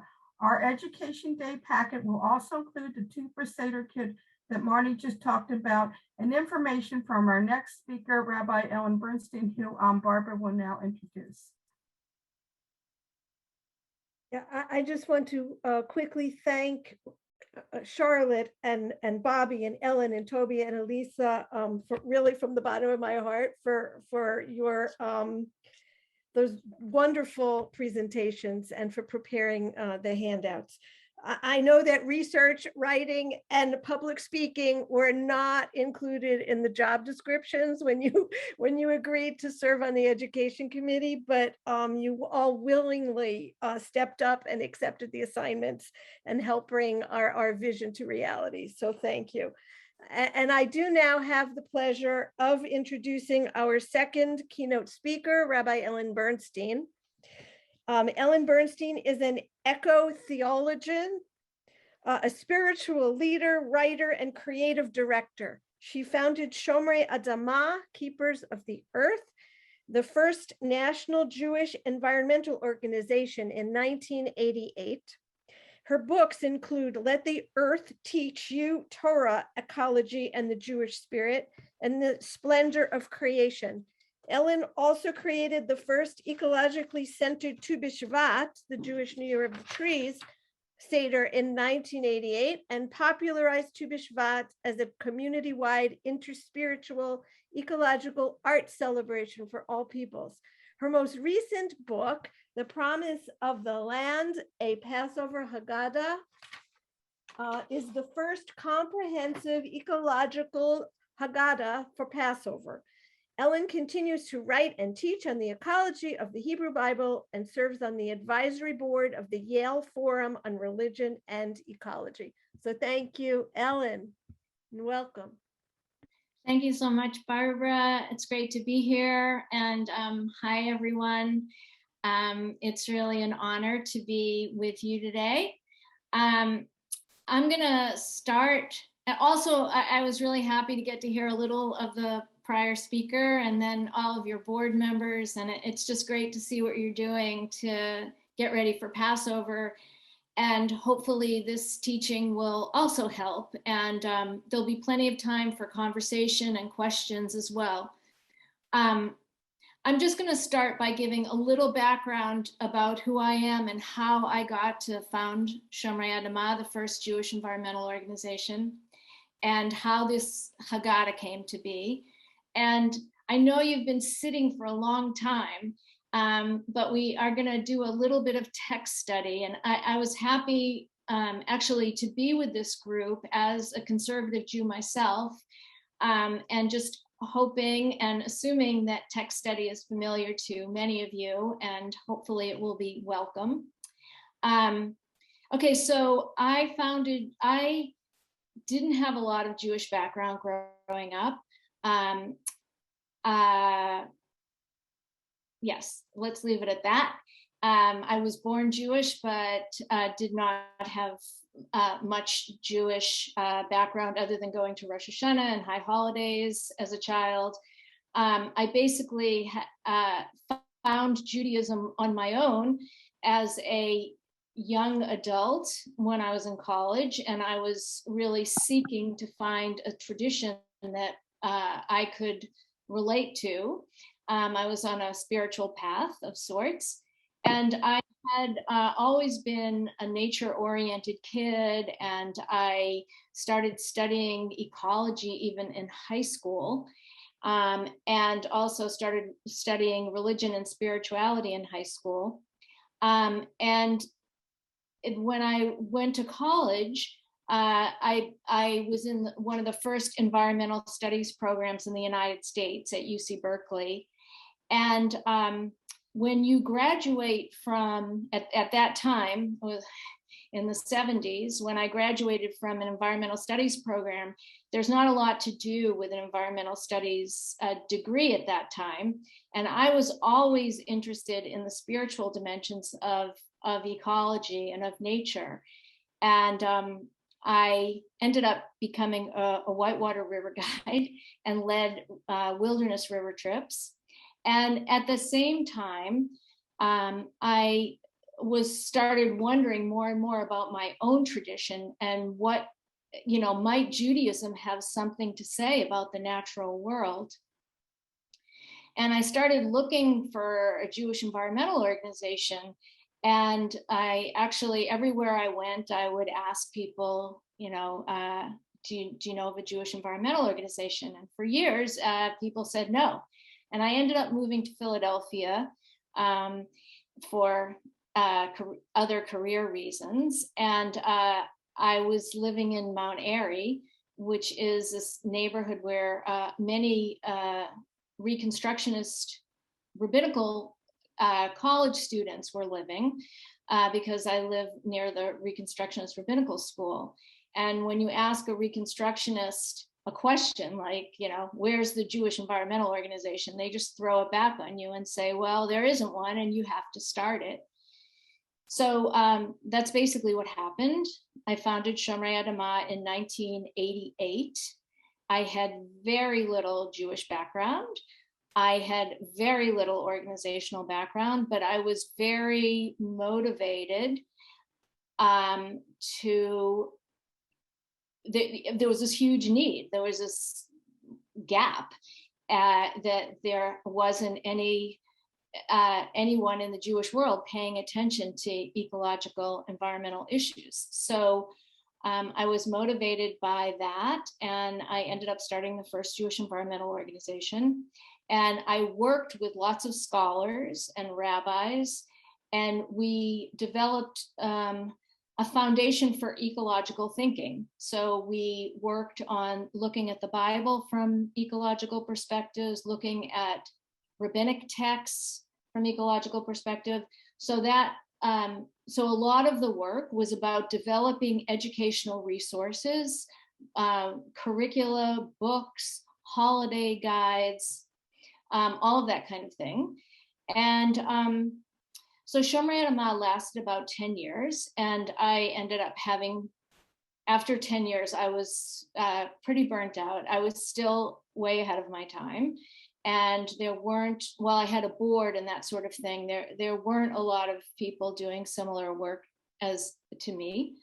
And I just got pretty overwhelmed. And also I really wanted to work on writing books, and I couldn't both run an organization and do the research and writing that I wanted to do. And all along I had been educating myself, taking classes, actually at JTS, and also the Reconstructionist Rabbinical College. Neil Gilman, may his name be a blessing, had invited me to come up and learn with him at the seminary. So anyway, I was doing all of this, and so I decided, that I needed to leave the organization and just study and write, which is what I did for another 10 years. And then, so I was just working on my own, doing scholarly work, writing.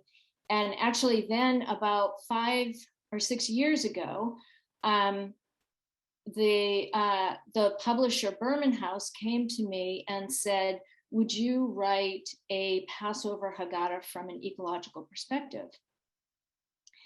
And I didn't immediately jump up and down and say, oh yes, that's something I've always been thinking about and I'd love to do that, because it wasn't immediately apparent to me what I would say, other than talking about the plagues and certain relationships to water that we've been talking about with Merriam's well, and just kind of bits and pieces here and there, karpas, the different parts of the Seder that felt obviously ecological to me. But I didn't want to write a Passover Haggadah unless I felt like it was really embracing Jewish wisdom that had to do with the natural world and with ecology, with our interdependence with all creation. And it wasn't obvious to me that there would be enough there that I could write such a Haggadah. So I told them, give me a little time, let me think about it. And then, so I just started meditating on whether or not this made sense for me to do. And I started thinking about my own background and what language might there be in the Haggadah that I had been overlooking that might really have to do with the natural world. And so I went back and I looked at the Talmud and looked at what the Talmud asked us originally to do in order to celebrate Passover. Like, what were the requirements originally for a Passover Seder? And so what the Talmud tells us, it's very simple. Like, there's not a lot that we're supposed to do, but one of the things is we do these blessings. We do 4 cups of wine. We talk about Pesach, Matzah, and Maror. That's Rabbi Gamliel said we had to make sure we said something about Passover offering, Matzah, and Maror. And we said some Psalms. And we're supposed to read one passage from the Passover, from the Bible, okay? That's it. So there's just one passage from the Bible. And so I thought I should go back and look at that passage and see if there was some way that it connected ecologically for me at all. But actually, I should probably step back a minute and say one other thing. Sorry, I should have said this first to you. So one of the things that's one a very important way of understanding ecology that those of us who've come up through environmental studies programs in colleges is through the idea of land. What does land mean? And what I want to do before I talk about this passage from the Bible is just look at this sheet. So I'm going to share my screen here on the meaning of land. So when you're taking an environmental studies class, we really think deeply about the language of just what the word and what the word land means. So Aldo Leopold was probably our first ecological philosopher, writing in the 1940s. And he said, so these are a bunch of quotes from Aldo Leopold, and also I think I have one from Wendell Berry, yes. People, eco-philosophers who are talking about what land means. So I'm just going to go through these and just not each one, but just to give you a sense of the meaning of land. So we abuse land because we see it as a commodity belonging to us. When we see land as a community to which we belong, we may begin to use it with love and respect. So there's this whole sense of Aldo Leopold, who's again writing in the 40s, was really seeing that we so often relate to land as real estate or something, or territory, and not as some kind of ecological being of which we are a part. So he understands land really as an ecosystem to which we're connected. I just want to jump down to this one. The destruction of soil is the most fundamental kind of economic loss which the human race can suffer. So again, it's like the whole idea of land in our culture is, we think of it as the ground that we step on, and we don't often think of land as having a life of its own. Just to read a couple more. Land health is the capacity for self-renewal in the soil, waters, plants, and animals that collectively comprise the land. And that now, I just want to skip to this last one. Wendell Berry, who's this wonderful writer. If you've never encountered him, I highly recommend his work. If you have no land, you have nothing. No food, no shelter, no warmth, no freedom, no life. So this line in particular really resonates for me. If you have no land, you have nothing. No food, no shelter, no warmth, no freedom, no life. And for me, thinking about the ecology of Passover, I had to make a connection between freedom and the natural world, right? And so here's Wendell Berry talking about the relationship of land. If you don't have land, you can't have freedom. And for me, that became this sort of fundamental idea to help me really think about the Passover Seder. Okay, so we're gonna go now, as I was saying before, let me bring up.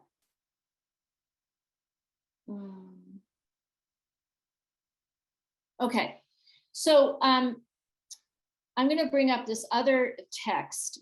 This, as I told, just jumping back again to what I was saying before, the ancient rabbis, the Talmudic rabbis said that there were only a few things that we needed to do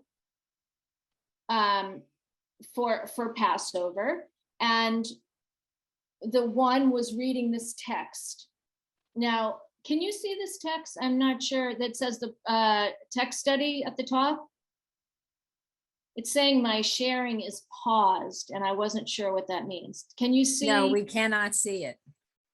Yeah, no, it's stuck on the first Okay, maybe I need to stop the first share and then start the Yes, second. I think stop the first year and then. Okay, let me see what happens with that. Whoops. No, we're just going to talk for the so that's it. The parking lot. Okay, hang on. Shoot.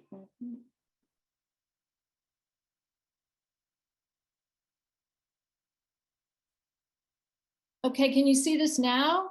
It says my father is a wandering Aramean. Good. Yes?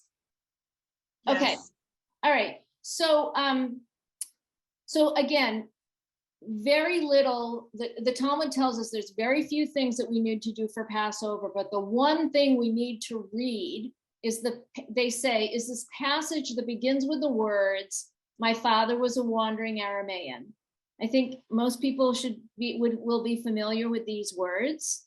But what it says, just to review, my father was a wandering Aramean. He went down to Egypt with meager numbers. He sojourned there. The Egyptians dealt harshly with us. We cried out to God, and God came and saved us.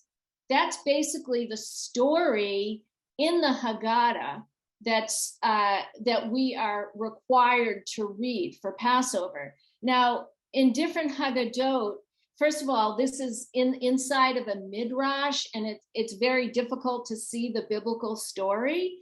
But what I did was focus on the Bible part, and I asked the question, might there be more to the story than what we're seeing right here? Because what it says in the Talmud is that we're supposed to read the entire passage that begins with the words, my father was a wandering Aramean. But these verses, 26:5 to 26:8, are usually the only ones that you see in the Haggadah when you go to read the Midrash. And what I did was I realized, in fact, there are more verses. So God took us out of Egypt. And then we have these additional verses. God brought us to this place and gave us this land, this Eretz, a land flowing with milk and honey. Wherefore I now bring the first fruits of the land, which you, God, have given to me. So what was really interesting to begin with was just that there was this whole concept of land that God, I always wondered, like, why did God take us out? Why did God free us? And if I read further, it was God freed us to bring us to this land. And our responsibility is to bring the first fruits of the land back to God.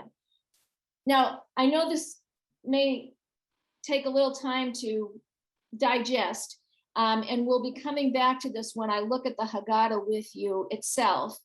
But this whole idea is this freedom, that we're given freedom to have a land, and our responsibility is to bring the fruits back to the land.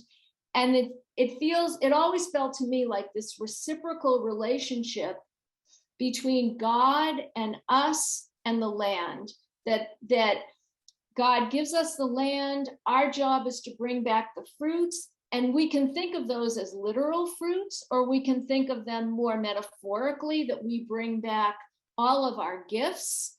And through that energetic giving, then God continues to give the land to us.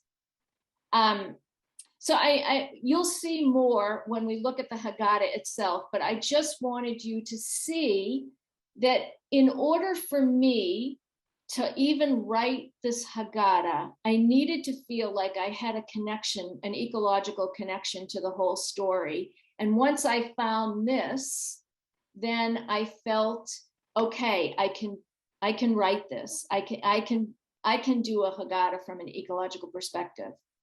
So what we're going to do now is look at the Haggadah itself, but I know this may be a little confusing. So if there's any specific questions, I could try to take some right now.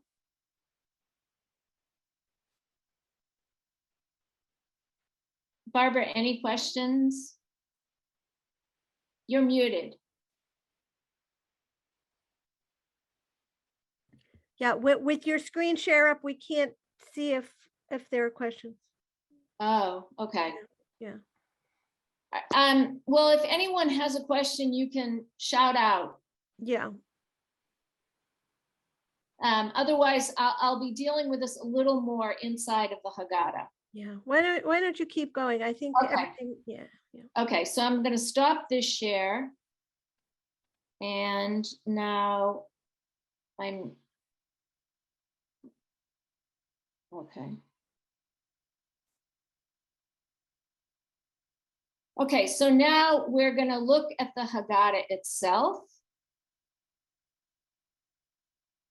So can everyone see the Haggadah? Yes, okay. I'm just going to start here more at the beginning. Okay. So what I want to do is, I'll take you back to all this land stuff in another 15 or 20 minutes, but I just want to show you how this Haggadah works and just take you through step by step.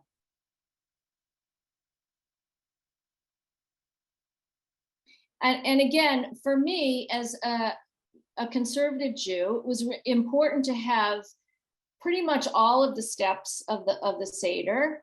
And what I tried to do in each step was to bring out the ecological dimensions of each step. Okay, this is an introduction that I wrote, which if you're leading a Seder using this Haggadah, it's great for you as the leader to have all of this introduction in your head to understand it.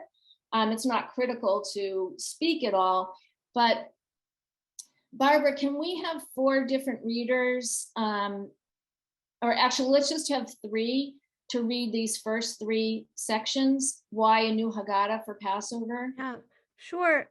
Marjorie Furman, would you like to read one?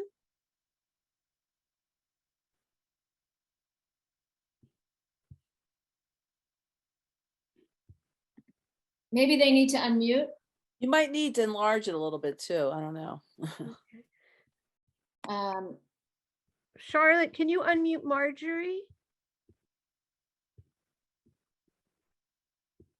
Let me see if I can get her unmuted. Hold on a second. Find her. Is it possible to unmute everyone so that we don't have to? I think I got it. Can you hear me? Yeah, we can hear you. Great. Introduction to the 4 questions. Why a new Haggadah for Passover? On Passover, we celebrate the Jewish people's journey from slavery to freedom and the coming of spring. We tell the story year after year, yet for every story about peoplehood, there is a backstory about land and the natural world. Our biblical holidays commemorate the harvest and the land, the very soil out of which Judaism grew. The Haggadah, the Jewish people's original story, is necessarily embedded in an earthy reality. Today, we are deeply aware that our well-being and our freedom depend on the earth's well-being. If the earth and its systems are compromised, our freedom is compromised. Life is compromised. This Haggadah seeks to enlarge our focus. It seeks to reveal the Seder's ecological dimensions and awakens its quiescent environmental meaning. Great, thank you. Welcome. My pleasure. Can we have someone read the next one?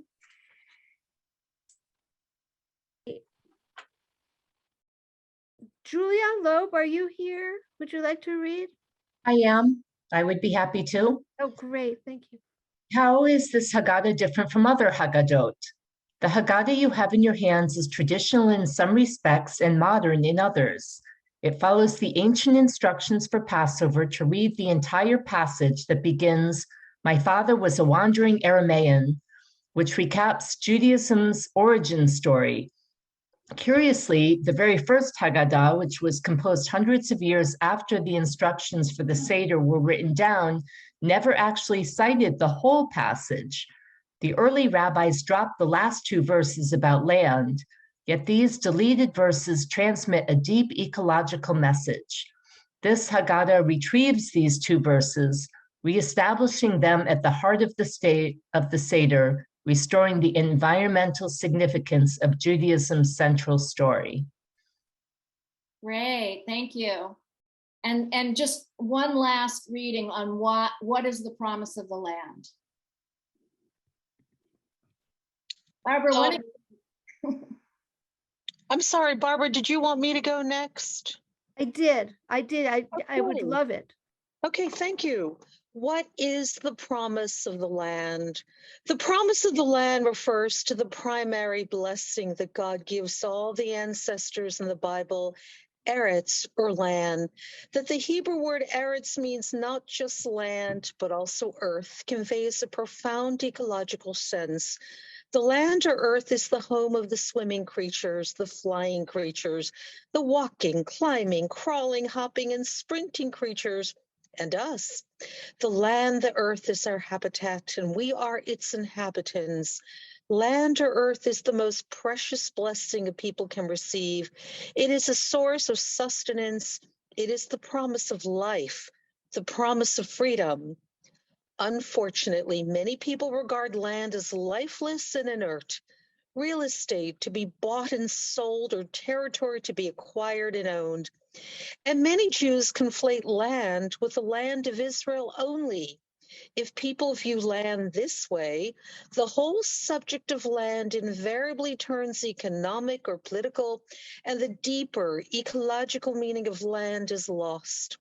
When we approach the Seder with a broader appreciation of land, its spiritual, aesthetic, and ecological value, the Haggadah reveals its deep environmental meaning. Great. Thank you for such great readings, everybody. I want to bring you on all of my speaking engagements. We're happy to I really appreciate your enthusiasm. It makes all the difference. Okay, we're going to go. I want to look at the next page with you about talking about God, because I think this is really important. That when we're leading a Seder, God is a central character, and so many people out there have a difficulty with God language that I wanted to address this right up front. So can I have somebody read this paragraph talking about God? I can do it. It's Leslie. I'll do that. The Seder tells the story of the Jewish people.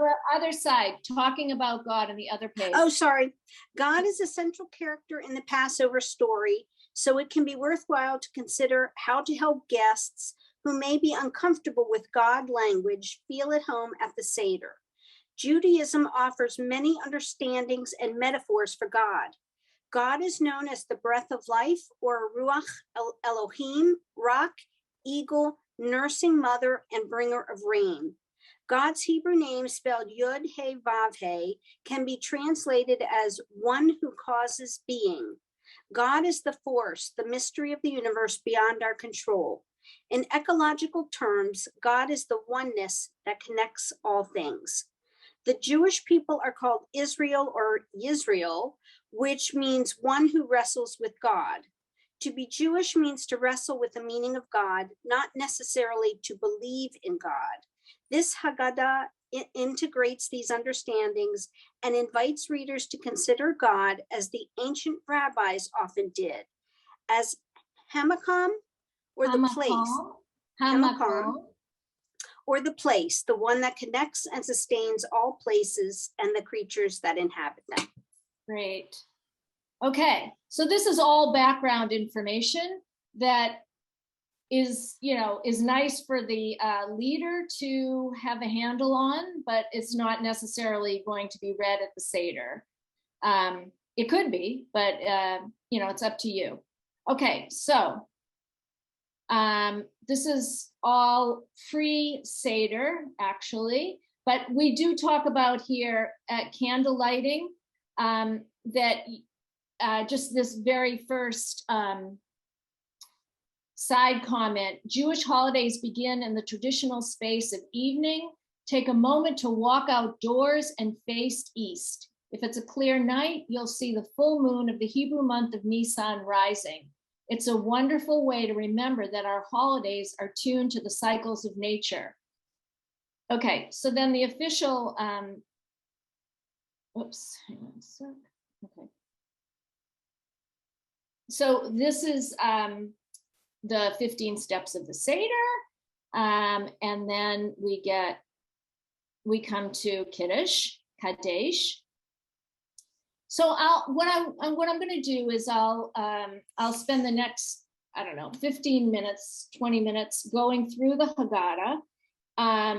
And if you have any questions as I go, it's fine to ask them. And I know if Barbara can't see that you have them, it's okay to interrupt me. So actually, let me just ask right now, given what I've said so far, are there any questions or comments? Don't be shy. Because I know I know that pretty much every time I lead a Seder, there's always some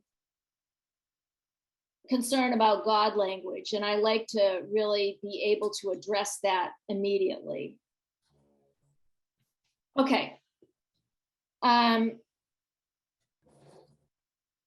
Okay, so this is Kadesh. I'm not going to say much. I'm going to move into, so we go from wine to washing. And then I want to spend a minute here on karpas. So one of the things I want to say about the Haggadah that's really important to me is that the art, each, you know, in a Orthodox Haggadah or in something like Maxwell House, you'll see these early blessings, and they'll all be, the first several steps of the Seder are just all condensed on like one page.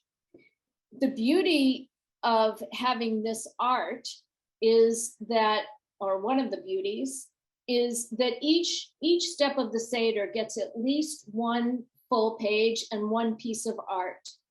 So it allows people to actually relax and dwell in the art instead of rushing through this, you know, the whole Seder to try to get to the meal.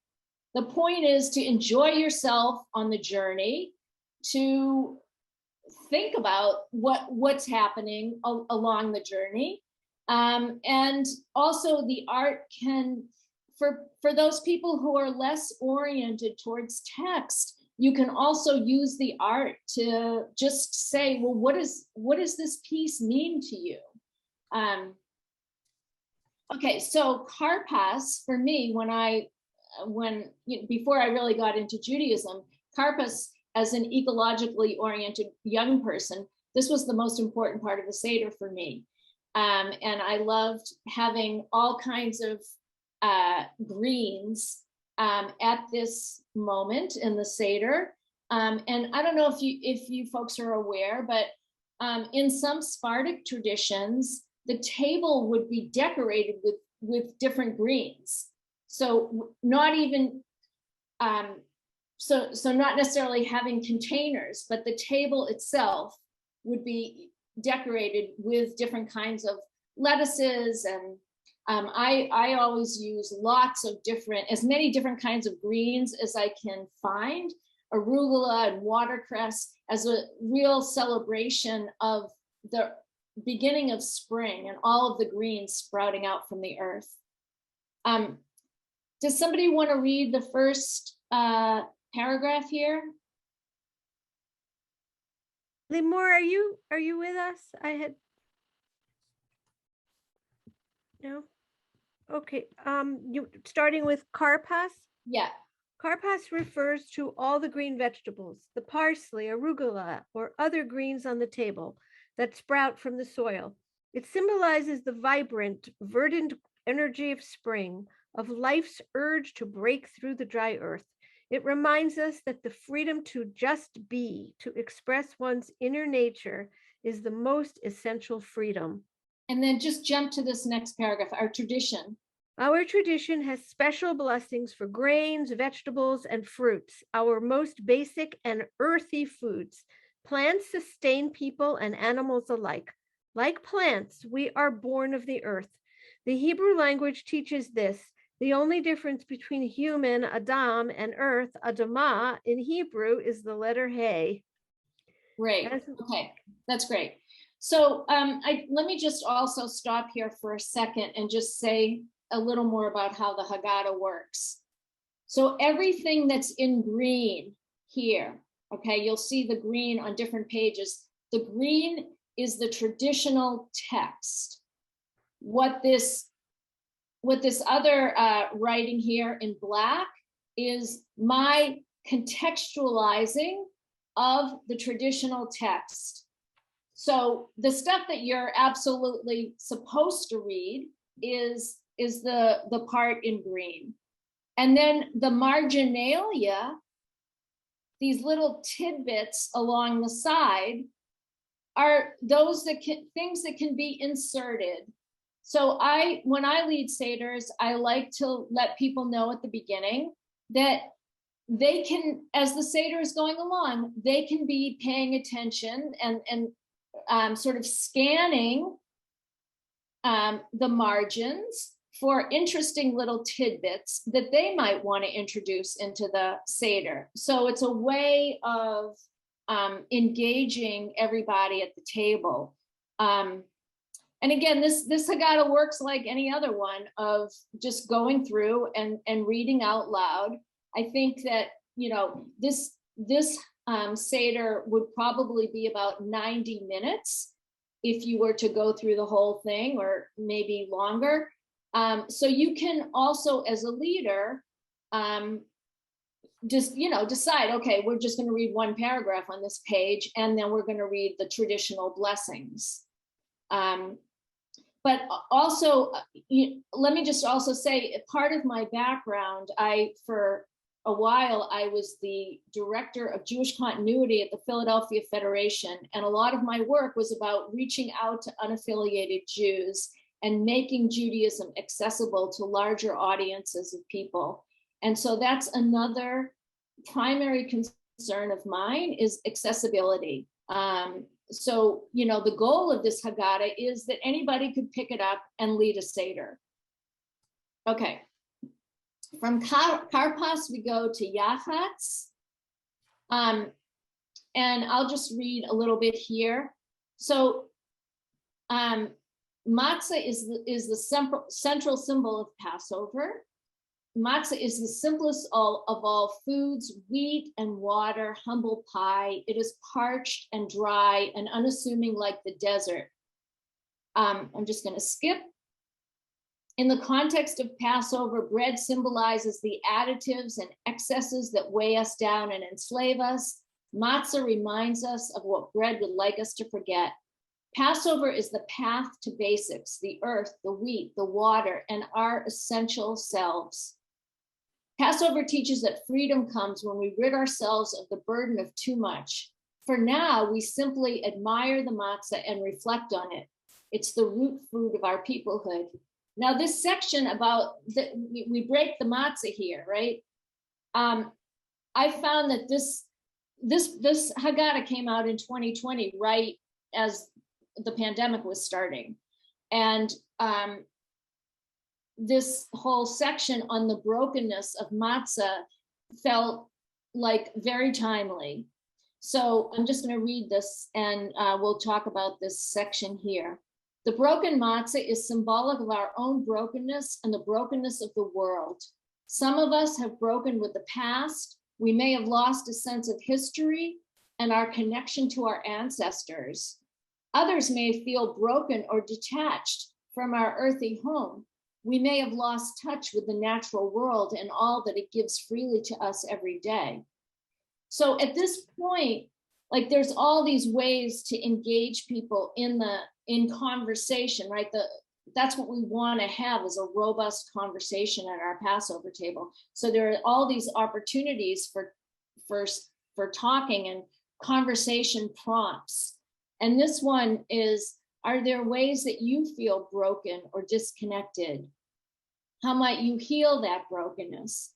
But just to give an opportunity for people to talk about ways that they feel broken. Whoops, sorry. And of course, now with the whole Ukraine situation, there's certainly opportunities to speak about that at this point as well. You know, actually, I was just thinking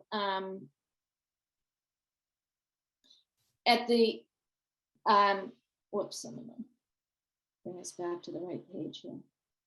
So the matzah, right? It's wheat, and Ukraine is the wheat capital of the world. And so again, just being able to bring that up, you may come up with a question that you want to ask about that, or just some comment about that, just in terms of bringing in relevant information for what's going on in our world today. Any questions? Ellen, I just want to mention that right now it's 3:38, so we have to end probably at 4. So I'll continue going, and we'll get to like 5 minutes to, you know, if you want to end a few minutes early before 4, that way we can have some general questions. Okay, yeah, thank you so much for that reminder. Somehow I thought it was 4:15, so I will get a move on.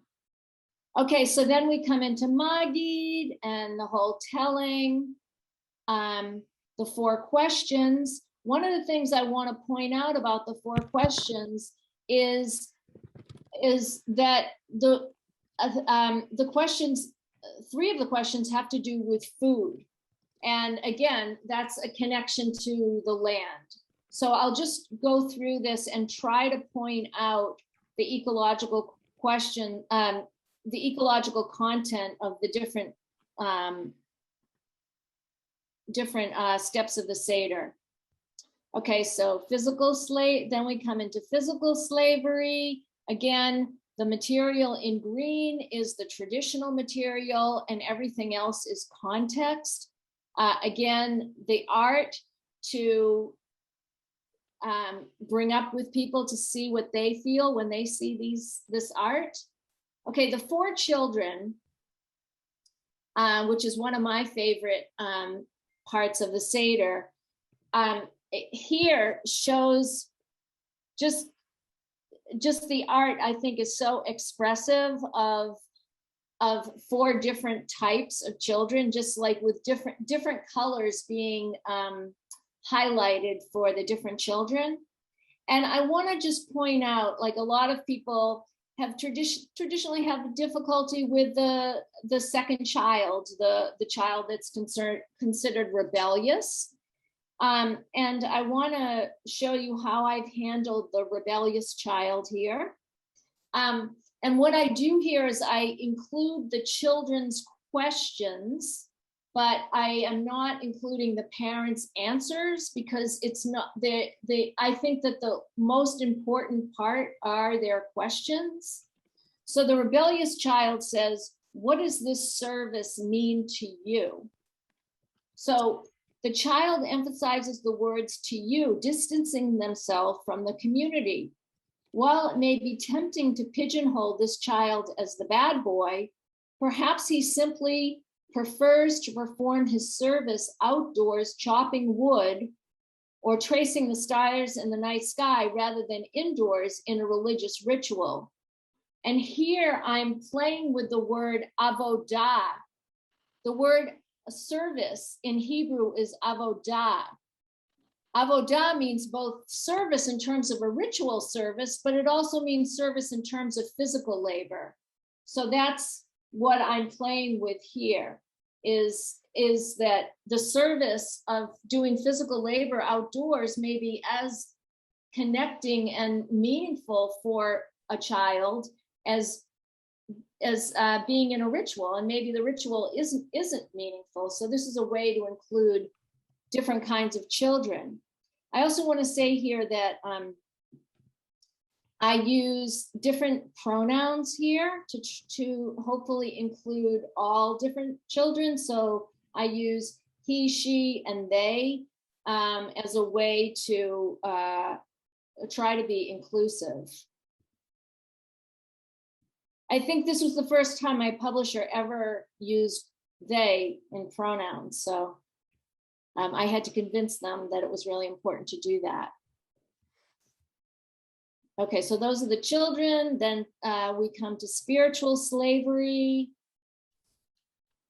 Okay, again, I'll try to keep moving.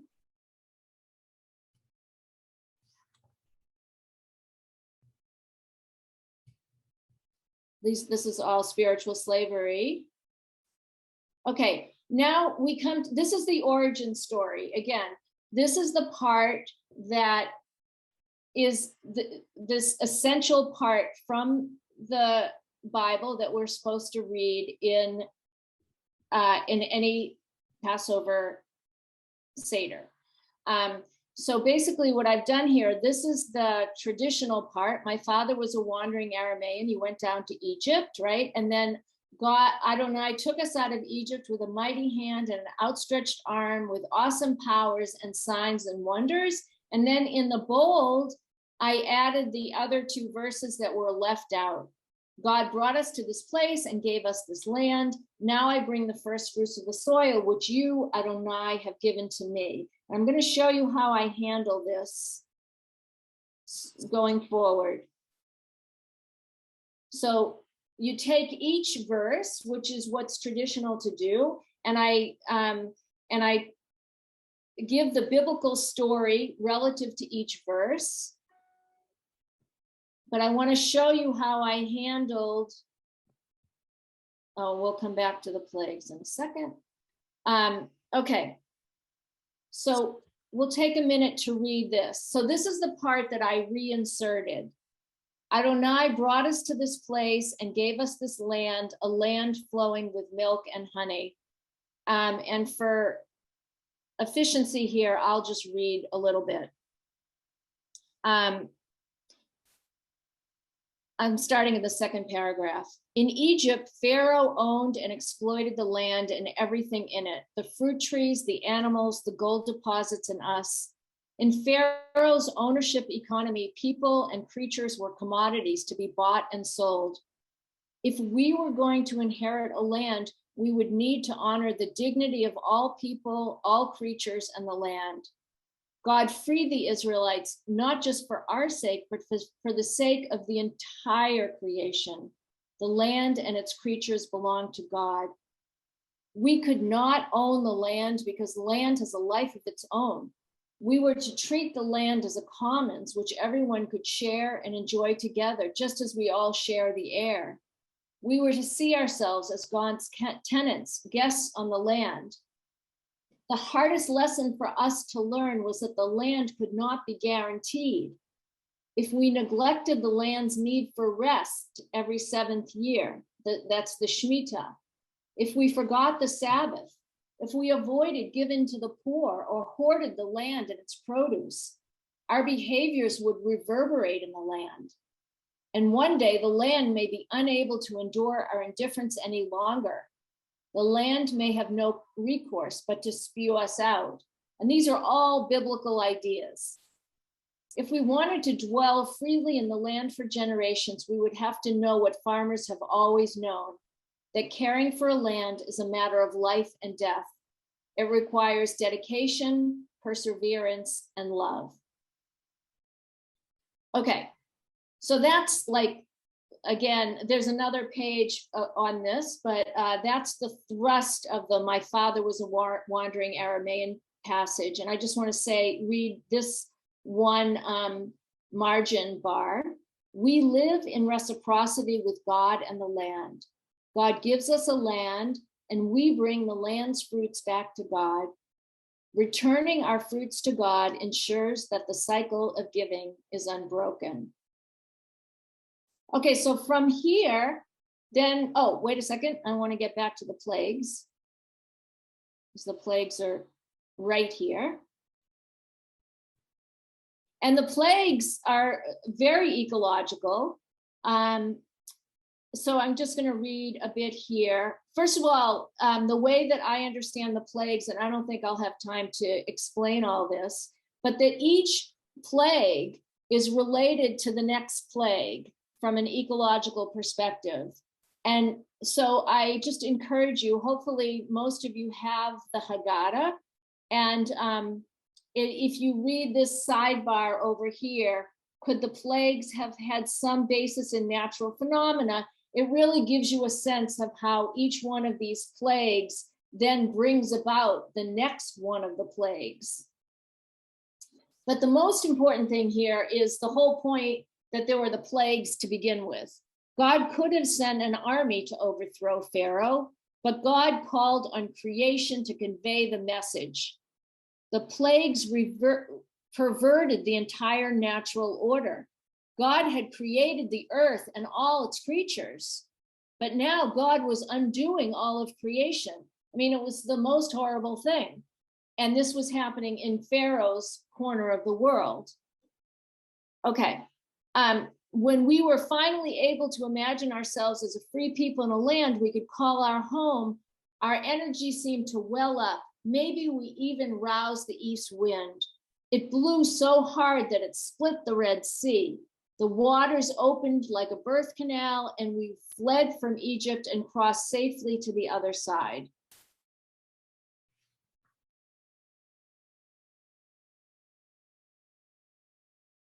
Okay, then we have Dayenu. And again, each section has something in it that gives you an ecological flavor.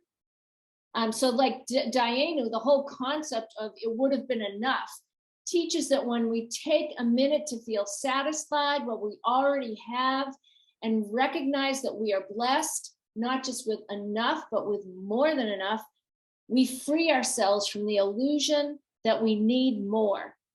Dayenu joyfully proclaims that we have enough. We're blessed to be alive and to inhabit such a beautiful world.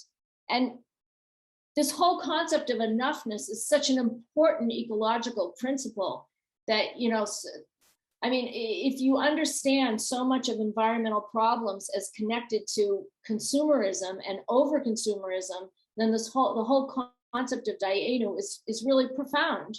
There's really so little we need to feel happy and fulfilled.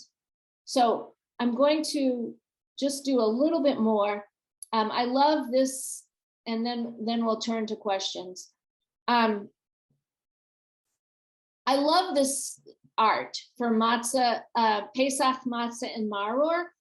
So we have in this step of the Seder that Rabbi Gamliel used to say that we have to do these three things in the Passover Seder, and we have to talk about Pesach, the lamb, matzah, and maror. And what I really love about this is so often we might say Pesach, and we forget that it's even a bone that's part of an animal, right? And so just to have these pictures of sheep here, and with the earthy, the bitter herb and the matzah all coming from the land, and you know, showing this integral connection to the land when anything we eat.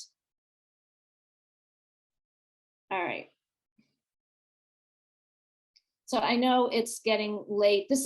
I know that you guys were interested in the Seder plate, and so this section is, besides the Pesach matzah and maror, there are other things that we have on the Seder plate, and so that's what this is all about. And I know you guys talked about the orange on the Seder plate already. Now I think I should probably stop and just see if there's questions, right? Because we don't have much time left. So shall I stop the share? I think so, yeah. Okay. And for the first question, we did have a question if you had any ideas on what we could put on the Seder plate, sort of in connection to the situation in Ukraine. I don't know if if you have anything off the top of your head, but I was actually just thinking that we could put sunflowers on the Seder plate. Or, yeah, I mean, that seems to me because sunflower oil is a major export of Ukraine, and it's such a, and then the yellow of the sunflower and the yellow of, so I was thinking that could be a very sweet thing to put on your Seder plate. Yeah, I like that. If anyone has a question, we're going to use that reactions bar again. It worked pretty well before. So please put your hand up. No? Yes, Anna. I would appreciate having the quotes that the rabbi used at the beginning of the presentation when she talked about the earth being freedom. I would appreciate that. Okay, Charlotte and I can include that in the handout for sure. Actually, I think we had already planned to, so you will receive that in a couple of days. Yeah, the quotes at the beginning. Great. Yeah, Thank you. I just want to say a couple of things. So I just want to let you know that a lot of what I talked about is in those 4 questions at the beginning of the Haggadah, and there's this whole section at the end of the Haggadah that's called the author's note, and it goes into great detail all about what I've just been talking about. I just also want to make sure if somebody can post my website, www.thepromiseoftheland.com. There's lots of information there also that can be helpful. I have a very practical reason, Rabbi. The premier in Ontario is planning a highway, and he is going to go through fertile, productive land to put this unnecessary highway. And I would like to send that quote to him. Thank you. Great. I can connect you to some Torantonios that I know if you want to be in touch with me as well. Environmentalists.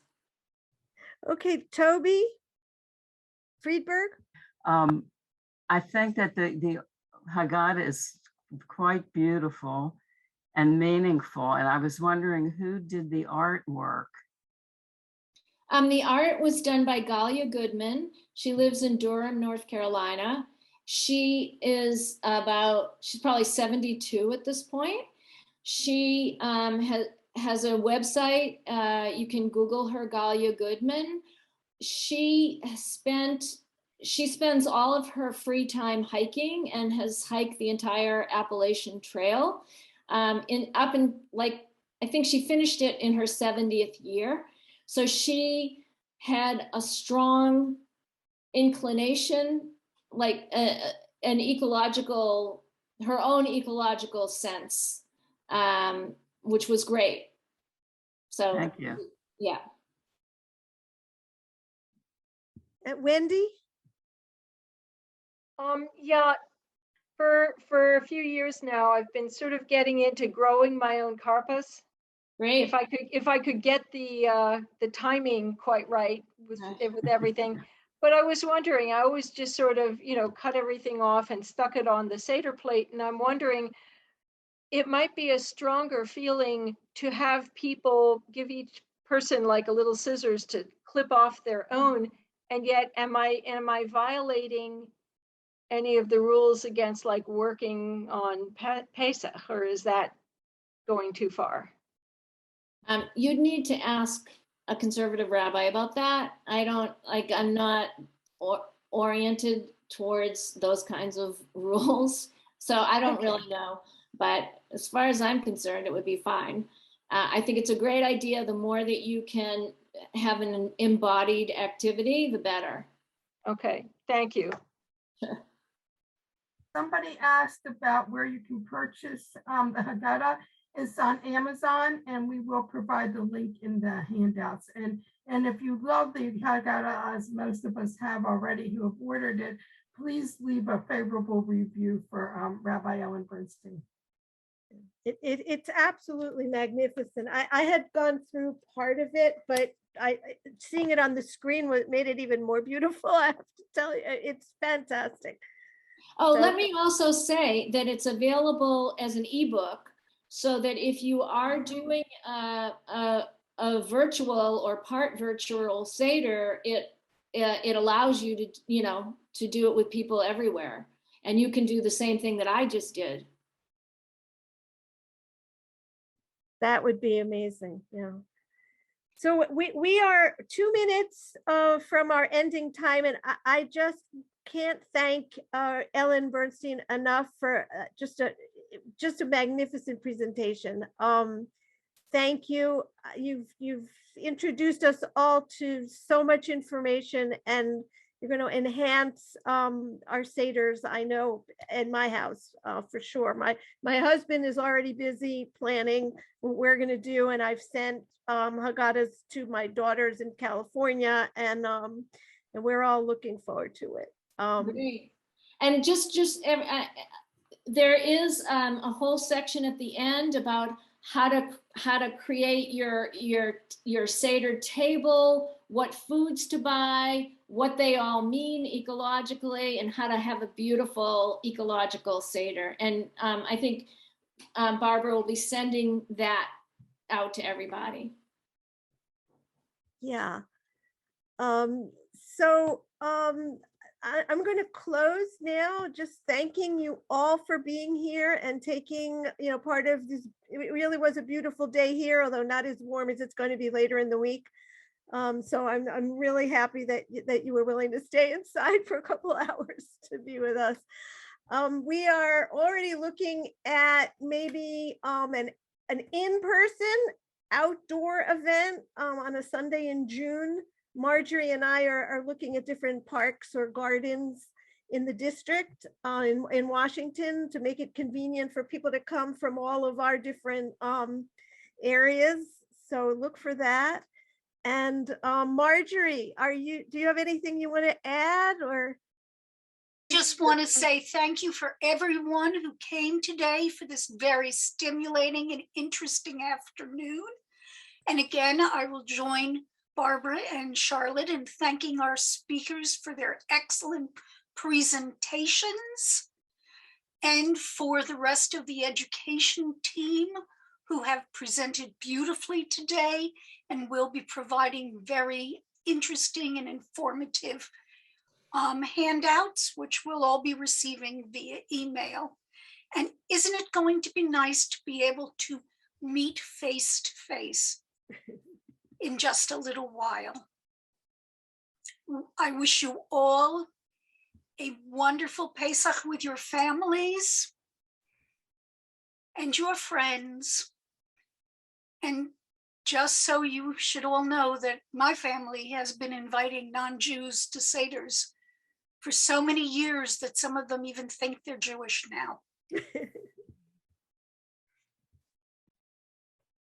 Okay, thank you. And thank you, Charlotte. Thank you. Our Education Day Barbara, chair. Wonderful person to work with on this. We made a great Yeah, team. you both did a fabulous job. It was great from beginning to end. I think we should all give you a round of applause for your wonderful work. Here's my round. You can tell I was a Boy Scout. Yasha Kawach to both of you.